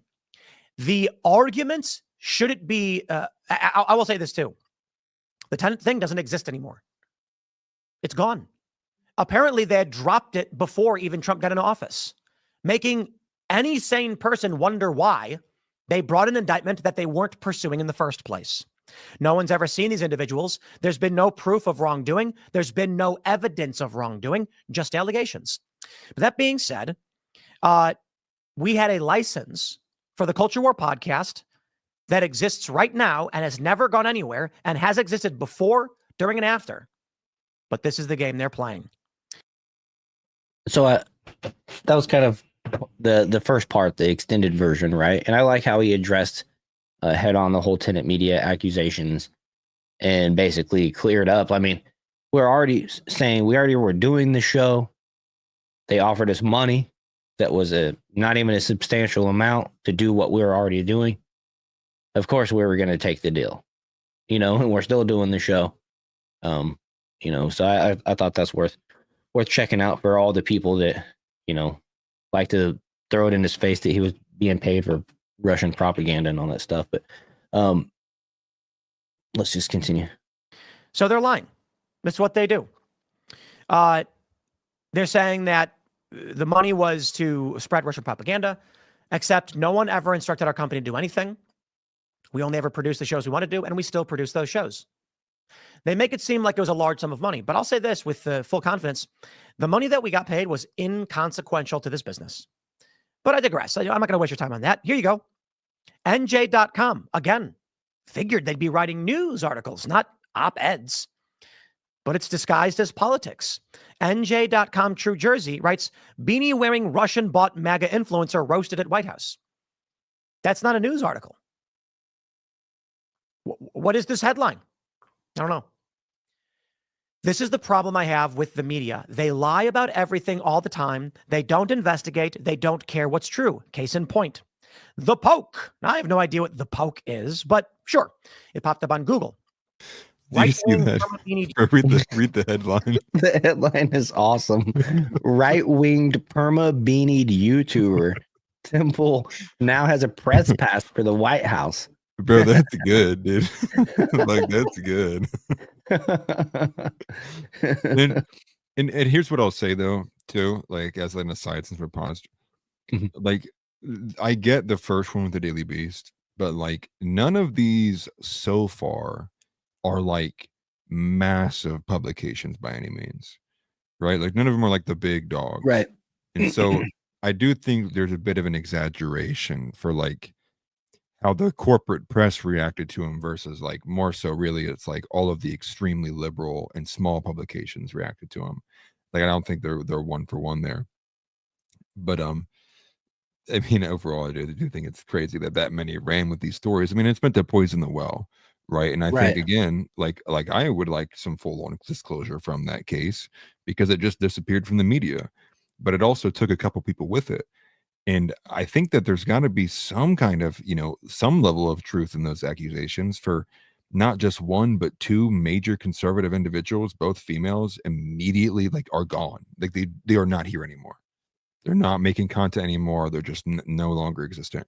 And especially for them both, right? Lauren Shen and Lauren Southern, both very prominent people making a lot of money doing streaming and hosting debates and making conservative content, just disappear off the face of the planet. Like that doesn't happen unless there was some kind of validity to what was going on. No, I think even early on, he'd argued that he had been lied to. He was like, if it is true, what they're accusing Lauren Shen of, then I got lied to, which there is that too as well. But then again, I mean, you can excuse some accountability and culpability from that too. But I think ultimately, like if there is truth and like there was like some lie that happened where there was Russian agendaed, money put into this that he did take advantage from, it's like it does fall into the realm of like technically being true, like if that's the case. But through like by proxy, like after it went through multiple hands or something like that. Right. But it's also to his point, it was to do something that he was already doing previously and continue doing, post. It's not like it was and I don't even know if the numbers were right. I heard him saying it was $100,000 per video, one per month or something like that. Which doesn't really fit his criteria either. He's doing videos daily. His Culture War is weekly. I don't know. There's so much in the accusations that it's just like it's easy for a layperson to just be like, oh yeah, that's crazy, that's bad of Tim Pool. You know what I mean? But really, if you're, understanding of the situation, and you are aware of the layers and what Tim does on a daily, you're just kind of like, yeah, that's not really what happened. Yeah. But Well, to your point, kind of through proxy, essentially after money exchanged hands a few times, right. Potentially that was the case. And then he's like, well, on the other hand, too, like the most cringe part is the fact that he's arguing like semantics. He's like, I never worked for Tenet Media. It's like, well, they paid you and you clearly had a relationship with them. Like now you're doing like the Ian Crossan thing that you get mad about all the time, which is like you're arguing a very semantic point. The reality is like you clearly had some kind of professional relationship with them. Like the culture war was promoting them like for a long time while it was a running thing, even before it gotten taken off the ground. Because that was back when I was watching those videos, and Tenet Media was spoken to all the time. It was either in the beginning or the end, but it would say Tenet Media. He moved the show over to Tenet Media's YouTube channel. It's like, I mean, like this is like the point of like going so far over the edge that you lose the average person. Because the average person who is that person you just described, who maybe watches one of his videos a month or something like that, whatever he said. He said like, 10 a month. Yeah, 10 a month. They would take that. They'd be like, you clearly were working with them, maybe not for them, but with them. It's like, what's the matter with the differences? Right. And that's where I think like I'm kind of lost on Tim Pool. Like a lot of these very self-aggrandizing kind of stuff, like the tirades he does. And that's kind of like a little bit where I see here, which is like, yeah, people melted down and reacted to it, but it wasn't just all liberals. Like conservatives made fun of you too. And it's like, now you're pulling up like, you know, like the Poke, right? Have you ever heard of the Poke before in your entire life? No, I've never heard of this one. No, me either. So why is Tim Pool talking about it? It's like, that's where it's like, yeah, bro. It's like, did it hurt you that bad that you were like searching, like you were on the 8th page of Google? Like who else wrote an article about this? You know, like I just think it's a little too much in my opinion. Yeah. Tix Bomber says the Poke actually isn't bad. They're like news if run by Monty Python. Okay, so that's interesting. I've never heard of them though, but you know, now I have. Now we all have. Right.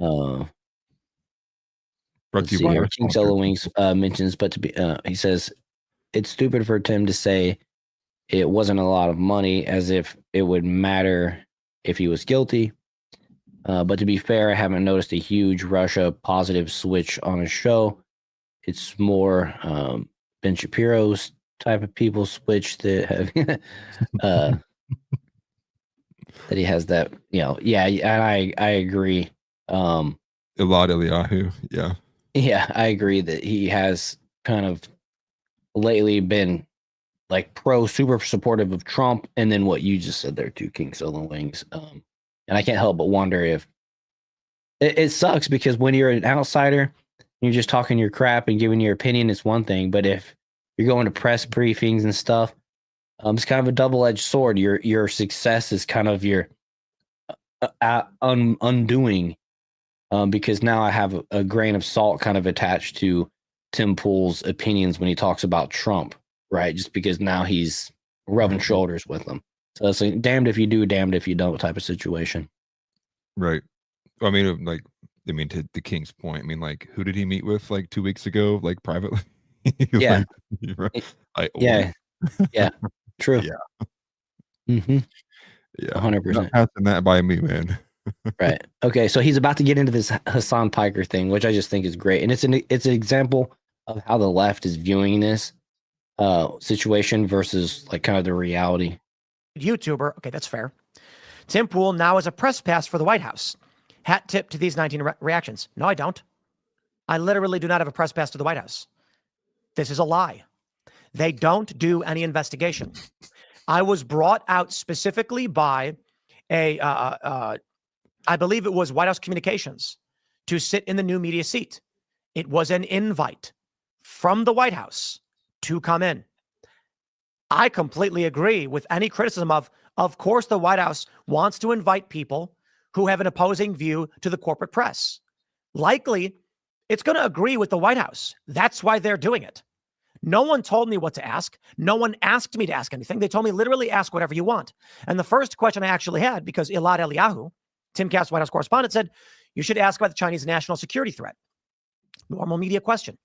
And I said, yeah, but I'm kind of irked by the fact that they've got all these corporate press in here. They still dominate this room, and they treat everyone like me with disdain, despite the fact that we get bigger viewership than them. Who are they? Who are they? And so that was the question I asked. when they all publish the same lies, my issue is they're clearly not journalists. They're just lying. Because if any 100%. one of these individuals actually did the investigation, they would have found that Abrego Garcia is not a Maryland man. I love this one. Daily Coast, to be fair, is I'm tired of hearing people calling him Abrego Garcia, by the way. His name is Kilmar. an activist website.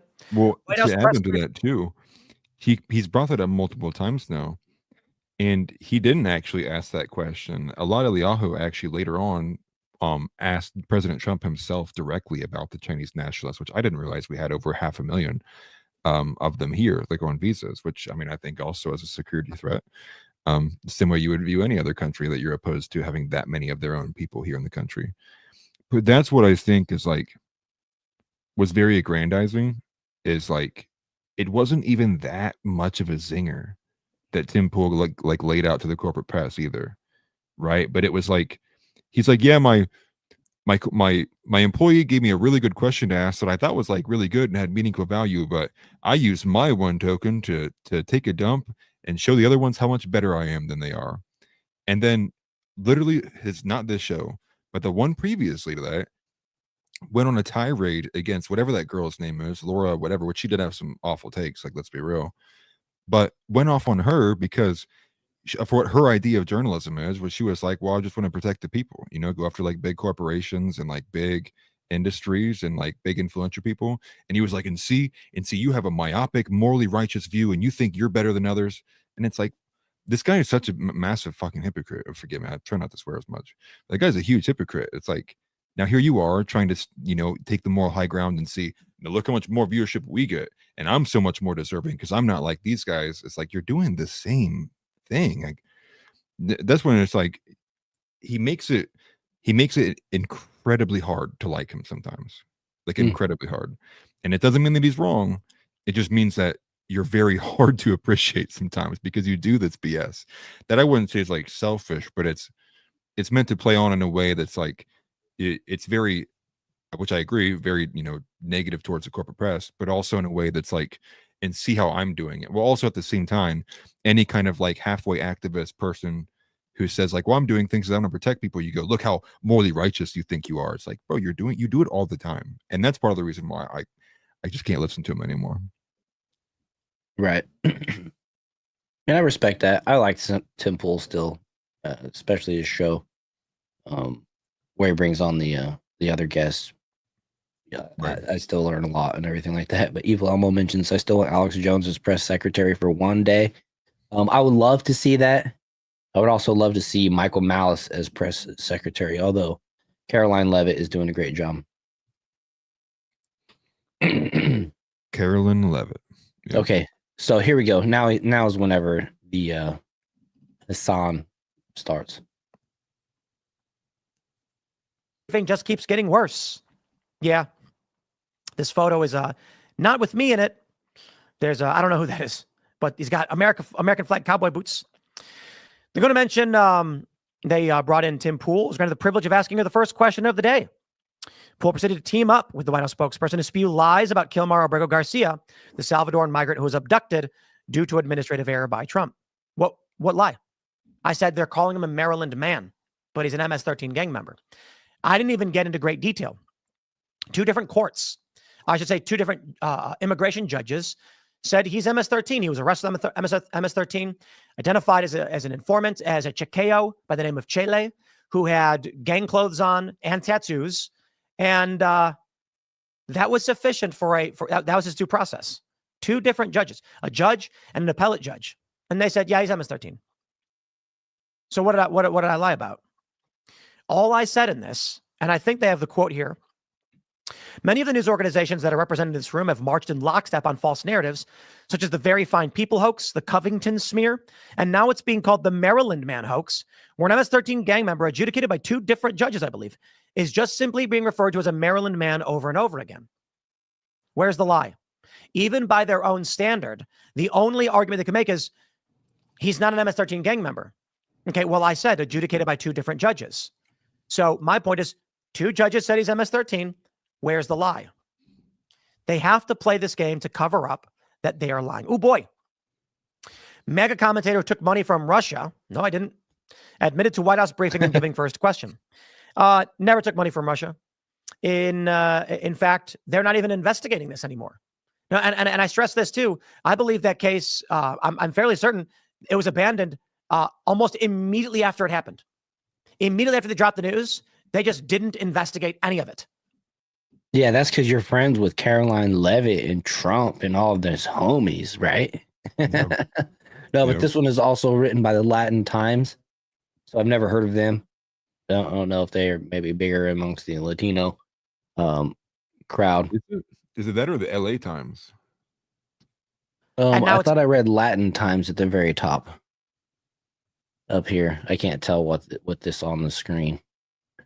Yeah. Either way, not a publication I'll read. Yeah, it's Latin Times.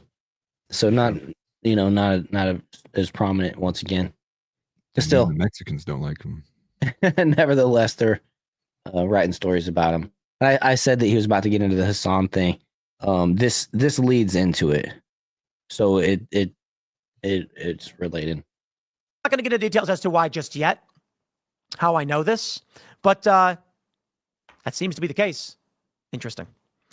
Now I give you the ramifications. Hassan Piker, the preeminent leftist streamer, did not know this. And I'm not saying this to rag on Hassan, but he is very offended. But listen to this. Hoax, the Covington smear, and now what's being called the Maryland man hoax, where an MS-13 gang member adjudicated by two different judges, I believe, is just simply being referred to as a Maryland man over and over again. Now I want to pause. I may actually be talking that fast. And I want to pause just to point out that we're reacting to Tim Pool, reacting to Hassan Piker, reacting to Tim Pool. Right. No, I'm kidding. I'm assuming he has me on 2 times speed. Is he not a Maryland man? What? I'll have you believe, sir. He's actually not from Maryland. He's from D.C. Yo, homie, he's not from Maryland. Hassan didn't know this. Is that what Beanie Boy's saying? He is not a man. He's not a man from Maryland. Yeah, Maryland is fake. Russia Today correspondent Tim Pool. Yep. Yeah, I love that. How is Tim Pool there? Where is his suit? I love the centrist liberal Tim Pool. Hey guys, centrist liberalism. This is a really great point to be made. First, Hassan didn't know this guy was from El Salvador. He says, "Is he not from Maryland?" He's not.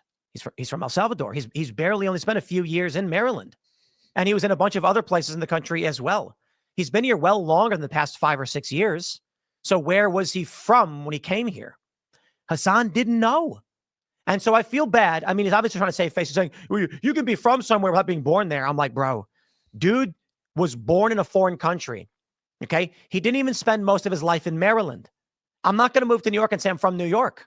Nobody says that. Okay. Maybe some people might lie, but you ask most people where you're from and they're going to tell you their home. They're going to say, I live over on 13th, but I'm from Ohio. I'm from Akron or whatever. He didn't know. But he makes another good point in this. When he's like, I love centrist liberal Tim Pool. Bro, I didn't make a point about politics. I made a point about the media running a false narrative. How is that conservative? Honest question. This is the state of the politics in this country. As I've long said, the evidence is clear. Left and right is no longer about your political leanings. It's about whether you believe in reality or not. For Hassan Piker, you can only be on the left if you believe the lies from the left, because he thinks it's true. He thinks this guy was born or he's changed his position, but he's saying he's from Maryland. He's not from Maryland. He's not a resident of Maryland. He is an illegal resident, if you want to argue that, a subset of resident. But resident implies legal status. Now, this is a guy that illegally entered the country, was ordered final deportation, admitted to his lawyers he was an El Salvadoran who was deportable and not supposed to be here. And they simply said, please don't, I will die. We got deported to prison, and now he's in prison. MS-13 gang members go to prison in El Salvador. Hassan didn't know, and then mocks the idea that I would be a centrist liberal, but that's amazing, isn't it? I didn't say, deport all illegal immigrants and drop all the taxes and ban gay marriage. I might have. I didn't say any of that. I said the media is running a false narrative, as they often have. Can you comment on this? What's the political leanings of that? Is it socialist? Is it free market capitalist? Is it authoritarian right wing? Is it ethno-identitarian? Nope, none of it. It's literally those people over there are lying. Aha! You're conservative for calling them liars. Why? They're lying. Is he wearing a hoodie under his like suit jacket? Oh, no. Bro, this is the problem with the left in this country. Homie didn't even know that this is just, it's just a hoodie. Just look, it's just it's a regular hoodie. And when he's wearing it the next day. I go like this. He's still wearing it. That's fine. It's really weird. He says he hates taking showers. He's got 8 beanies, 8 black shirts, and 1 hoodie, or he just wears them all the same day. Wears the same one every day. But it's funny that Hassan thought this was some type of suit jacket, where like every video is very clearly it's just a zip up hoodie, and still he like didn't get it right because he's just not even paying attention. Right. And cover up, but when I throw the hood back, the sides unfold, and so it just looks like that. It's just a black and white hoodie. It's not even expensive. It's a fleece, like, I don't know, $30 hoodie or something. It's from True Classic. Okay, got an ad on Instagram for it. Hassan couldn't even. Oh, don't buy stuff from the ads you see like that. That's you're gonna get a knockoff. And tell. Yeah, right. Here's the point. For people like Hassan, he's a bit arrogant, and I don't mean that disrespectfully, because I am too. But combine I'll that take it. with He owns it. glancing at things without investigating. Was that? Said I'll take it. At least he owned it. Them, and what do you get? Hassan Piker says, is he wearing a hoodie under his suit jacket? No. If Hassan had actually watched the video in full, he would have been like, oh, he's just wearing a hoodie. If he actually looked up the court records of what was going on, he'd say, oh, wait, this guy actually is from El Salvador. He's not from Maryland. Instead, he just says whatever he has to say. He's good at it. He's good at it. But I say this. You start to realize Hassan Piker's position is largely predicated upon believing lies from the media. Now, of course, this dude is too scared to ever speak out against his audience. He would lose a ton of followers. It's happened before, and he freaked out and threatened to shut everything down, and I think commit self-harm. I'm like, that's terrible, because he was losing followers. That's how terrified this guy is of saying things that don't align with his own audience. And as all of you know, I certainly have none of those fears, because what did I lose? Like 5,000 followers or something when I was tweeting about Carmelo Anthony? Yeah. I'm going to say what I think is true based on the facts and evidence, and we'll have those debates. Well, he rightfully deserved to lose those 5,000 followers when he was tweeting about Carmelo Anthony, because he was acting like he actually had rights to self-defense in that scenario for a minute. I think he's come around, but yeah. Yeah, which is such a weird. Well, again, I'm positive the only reason he did that was to distract and move away from the fact that he was getting grilled over that secret meeting. Oh yeah, I think he just was like, let me just say something super retarded so people talk about this instead, because he's always been like a master of social media with like rage bait and troll bait. So yeah, I'm sure that's what he spun it then, because he was getting grilled. He got into a back and forth with Kim Iverson, like who he's had Kim Iverson on the show on Timcast IRL like multiple times. Like I thought they had a okay relationship. But Kim Iverson covered it, and he got mad that she covered it. And that's why I think it was on a solo show. He did like a bunch of videos back to back to back, and then eventually had the Carmelo Anthony stunt. But I think someone in the comments had asked, back to like what the content of the story with the guy here, and like why the left is so adamantly defending this, or why they're supporting him being brought back. There's two things there. You have one, which is, I mean, anything that Trump does, there's a group of the left that has to oppose it no matter what. Like they refuse to take a victory, refuse to take a W, and that partly is why they lose credibility, which I think in the same hand is why when Bill Maher goes and meets with Trump and then he has criticisms of Trump, he actually has a little bit of more credibility because he was able to move to a position where he's showing that he's not entirely consumed with Trump derangement syndrome. Although I think that Bill Maher is a disgusting human being, I still think at least by doing that, it shows like he's willing to not constantly toe company lines and at least say things that, like, I would imagine that he organically feels. But you have to understand, at large and by and large, the left is the party of happy wife, happy life. It exists on the right, but I think a lot more on the left. It's an emotional argument. It's don't you feel so bad? Marilyn Mann was deported, wrongly deported. Don't you feel bad? Oh, so bad. Bring him back, right? And it's the emotional argument. It's all the females, and they read that, the normies, and they go, oh my gosh, a man was deported wrongly. We need to do whatever we can to bring him back. That's so bad. And it's all of the guys who support it are like, yes, honey, because they want to get laid that night. And if they say otherwise, and they go, honey, he was a gangbanger. Like, what are you talking about? They don't get laid that night. And so, like, that's really all the the reality simps, of where the sport's from. All the simps around as well do the same thing, reply the same way. Right. Yeah, definitely. Well, we got a few minutes left. What should we do? We got enough time to do the Nancy Mace thing here. Okay. Which is, we don't even have to play the full thing either. You can actually stop around like the 5-minute mark there. Yeah, that first one from Matt Walsh there. All right. And this is Matt. This is a post from Matt Walsh. He says here, Nancy Mace says she felt threatened, harassed, and in danger because a man asked her a question. Why are conservatives putting up with this ultra-feminist bullshit from a Republican politician? Even AOC has never gone this far. And, you know, I don't know why I've said this in the last show, but I'm seeing more and more of these people that, and I'm not saying Nancy Mace is pretending to be a Republican, but I'm seeing more and more of these people that were former Democrats that are basically kind of just waiting for the Democrats to come back around so they can jump back to their old ways. And I don't know. That's just popped in my head right there. And I just hope this isn't one of the things that is going on with our politicians as well. He said, Andrew Wilson's basically kind of popularized it now.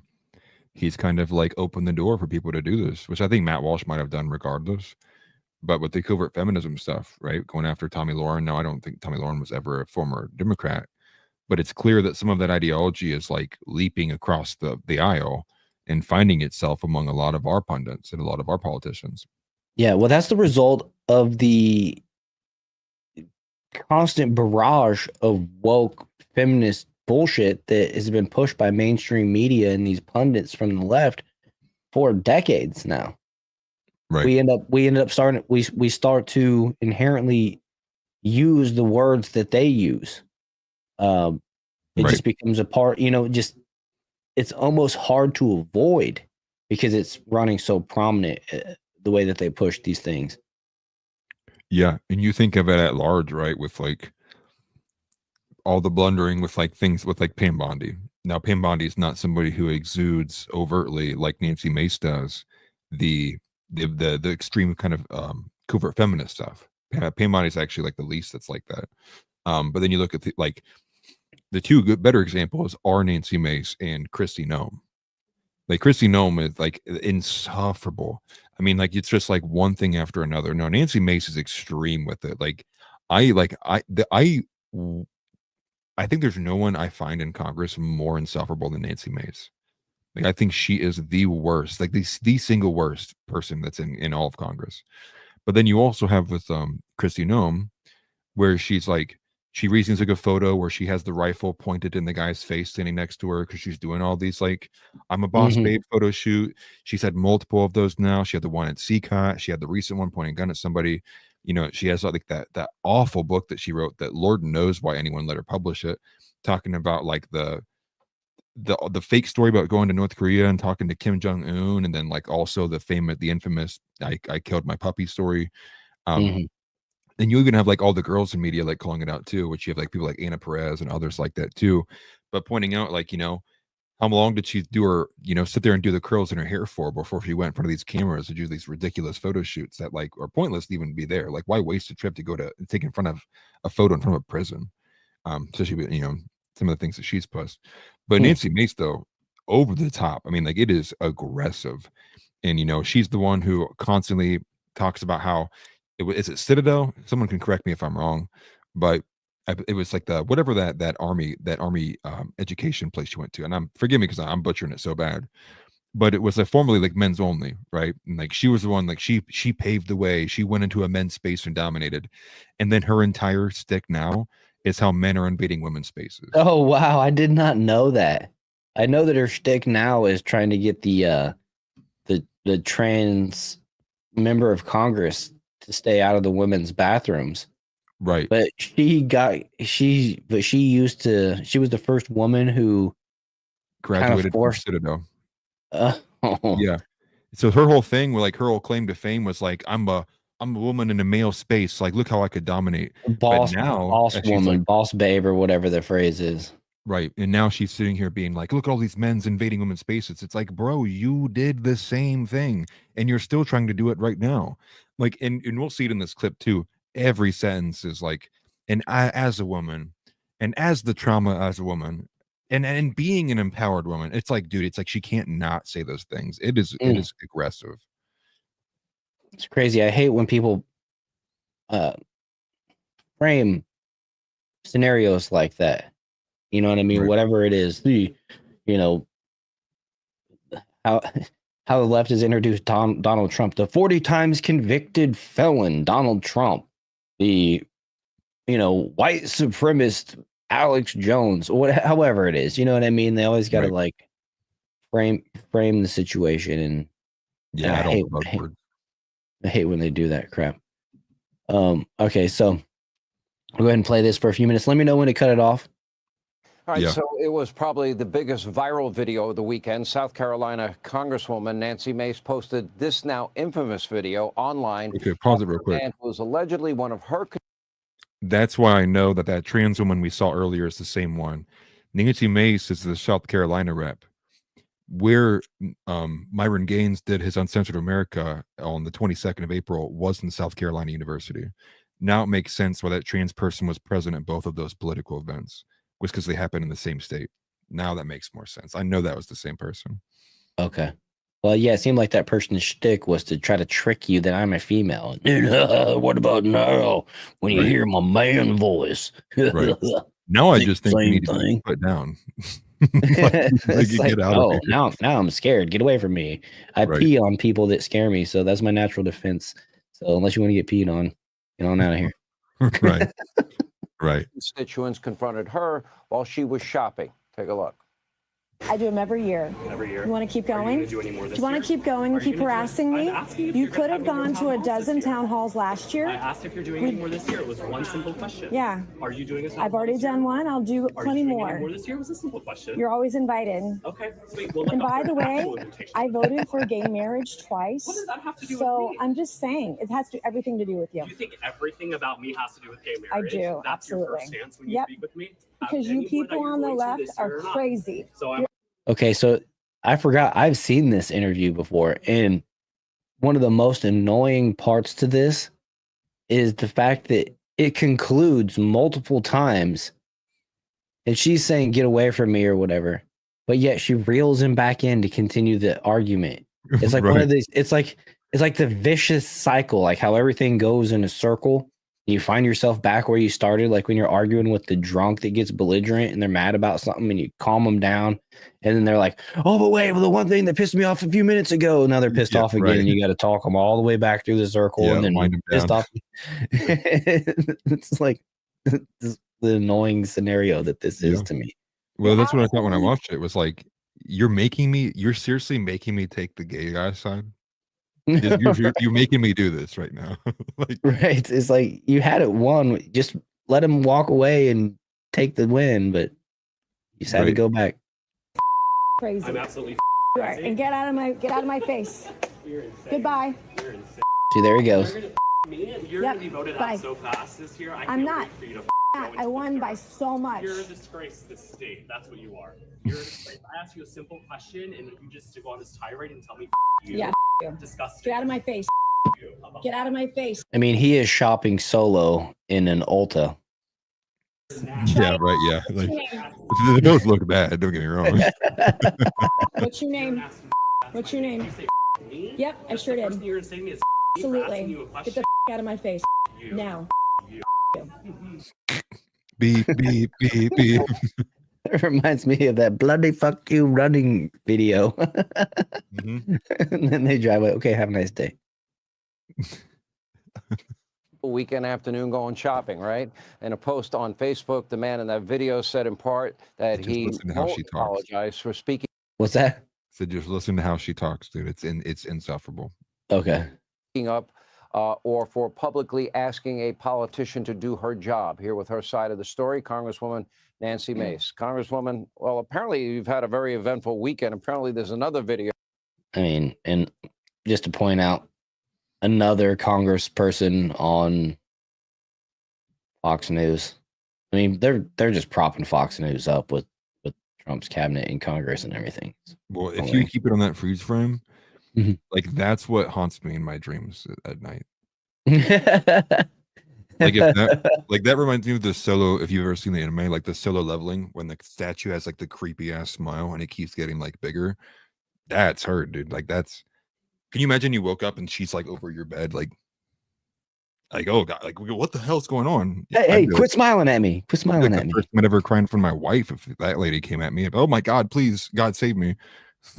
Like, dude, terrifying. Hey, Evil Elmo, have a good night. It's good chatting with you too, buddy. Yep, have a good night, brother. I was just told you might have put up, but I see that too. Let's go to this video in particular. What happened? What was going on behind the scenes?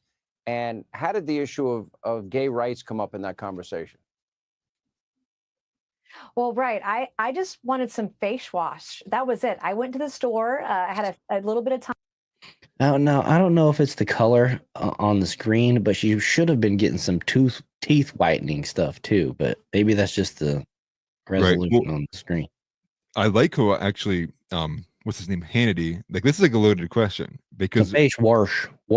Yeah, face wash. Yeah, I know.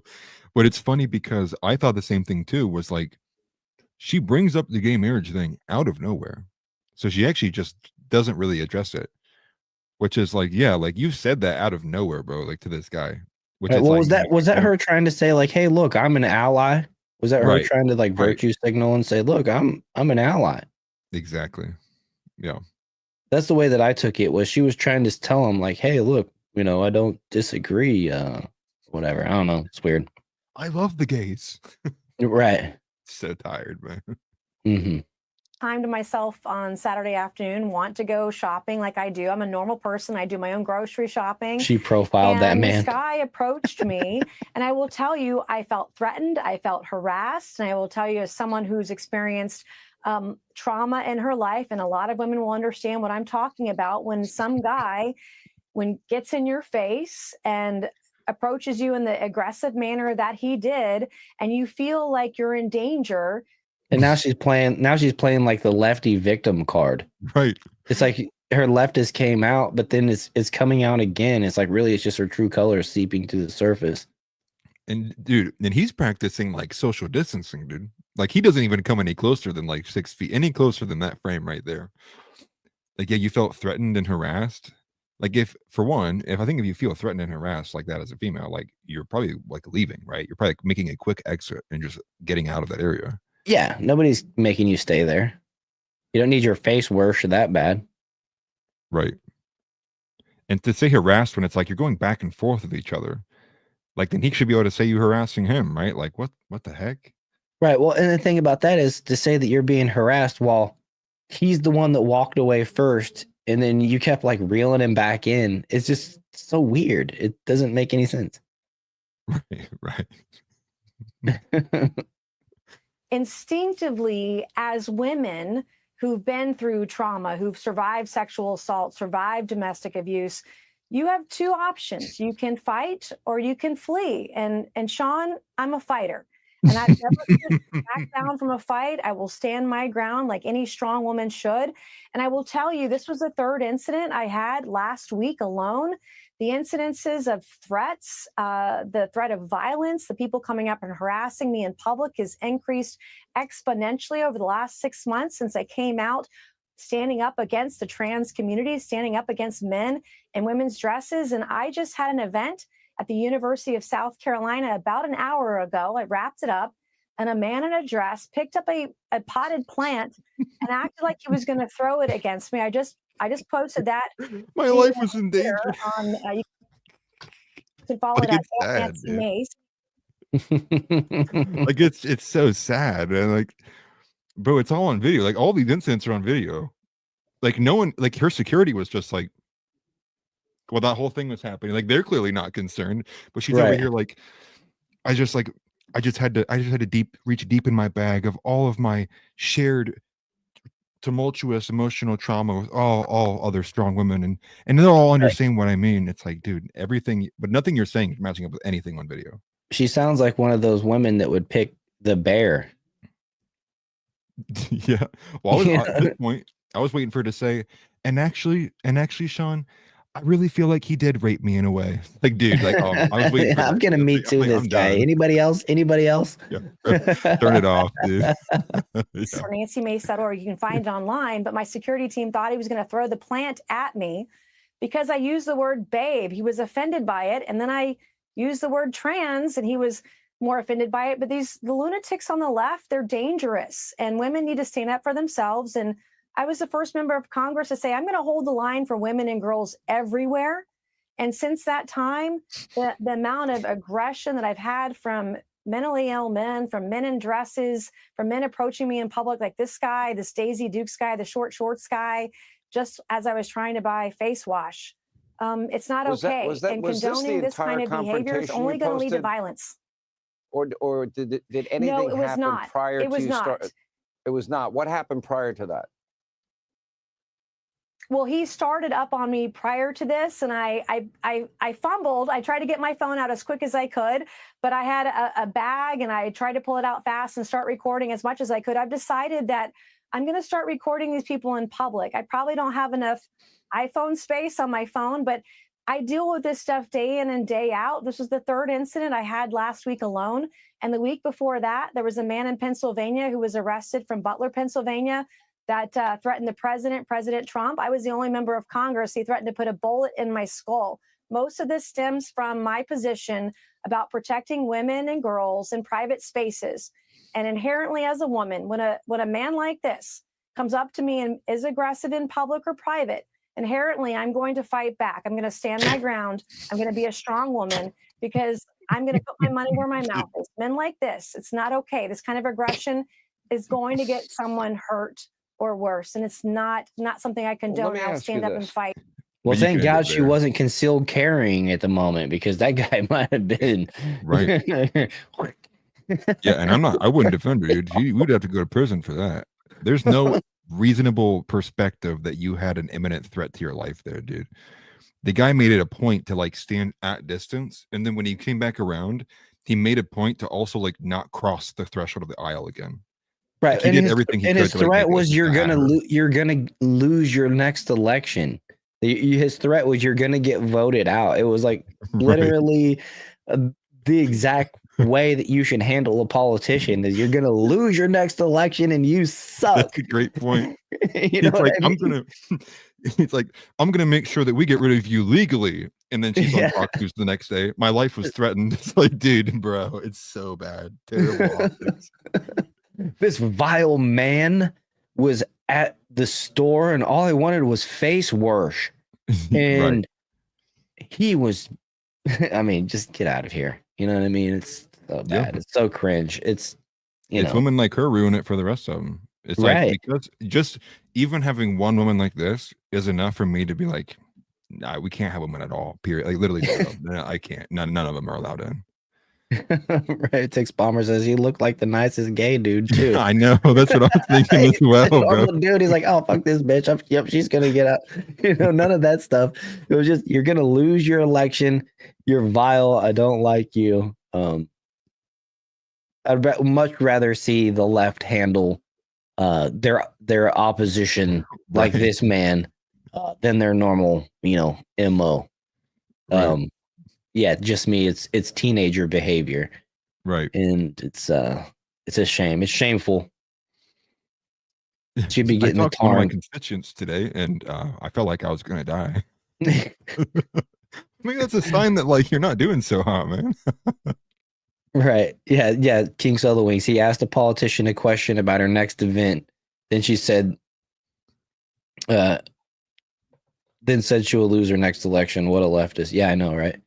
Yeah. And the thing is, she was like, if you would have, she like immediately countered it. I did town halls last year and I'm pro gay marriage. Leave me alone. Like, I don't know. It's just so stupid. Right. And then, well, imagine all that, right? You're saying all that, and then you come on Fox News wearing the fattest cross earring I've ever seen in my life.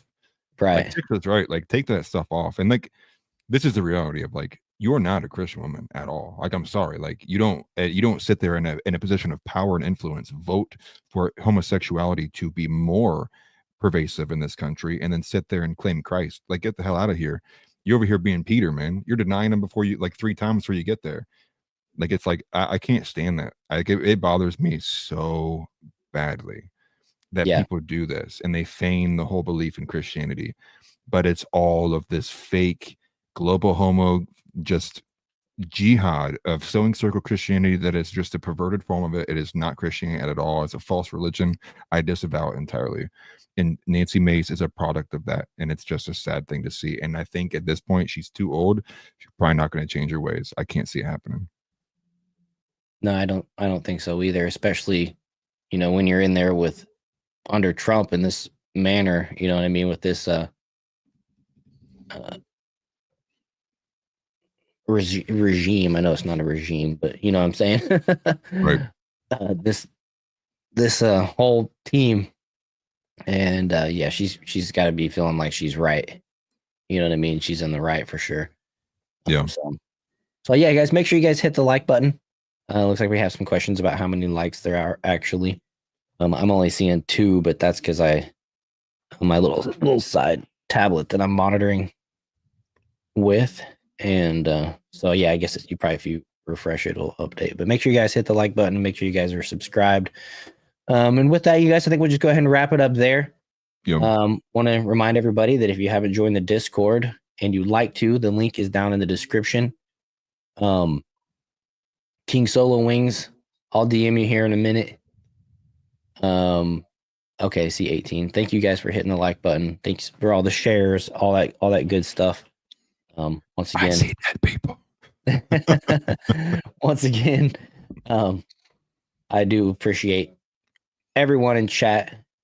I think you guys are one of the best chats, the best chat on YouTube. You guys have me cracking up a lot tonight. Everybody's really the very best.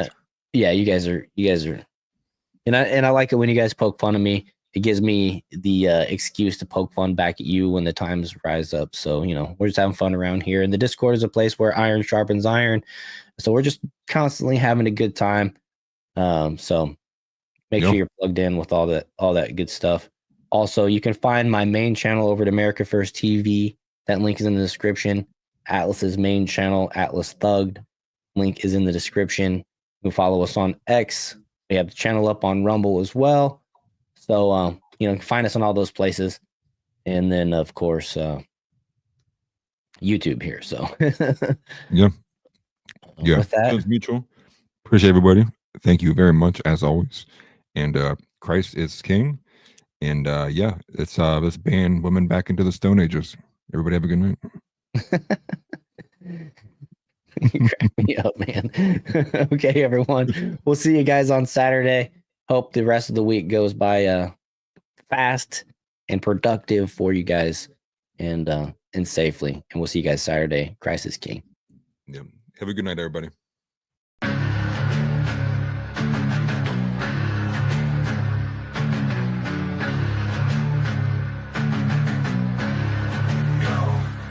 With war, world and Atlas Thug, we here to bring the truth. Jar, open this podcast, we breaking through the fake news. They try to silence us, but we will be subdued. We're bearded alpha males here to save the youth. Spitting fire on the mic with the bass, Christian takes. Exposing the lies, keeping the demons at bay. We ain't afraid to speak up, we won't be swayed. Jar, open this podcast, where the truth is laid. Jar openers, cracking open the lies. We're rolling Atlas Thug, we're here to rise. Bearded alpha males saving the youth from the godless demons, spreading the truth. We ain't playing games, we're on a mission to awaken the masses with our intuition.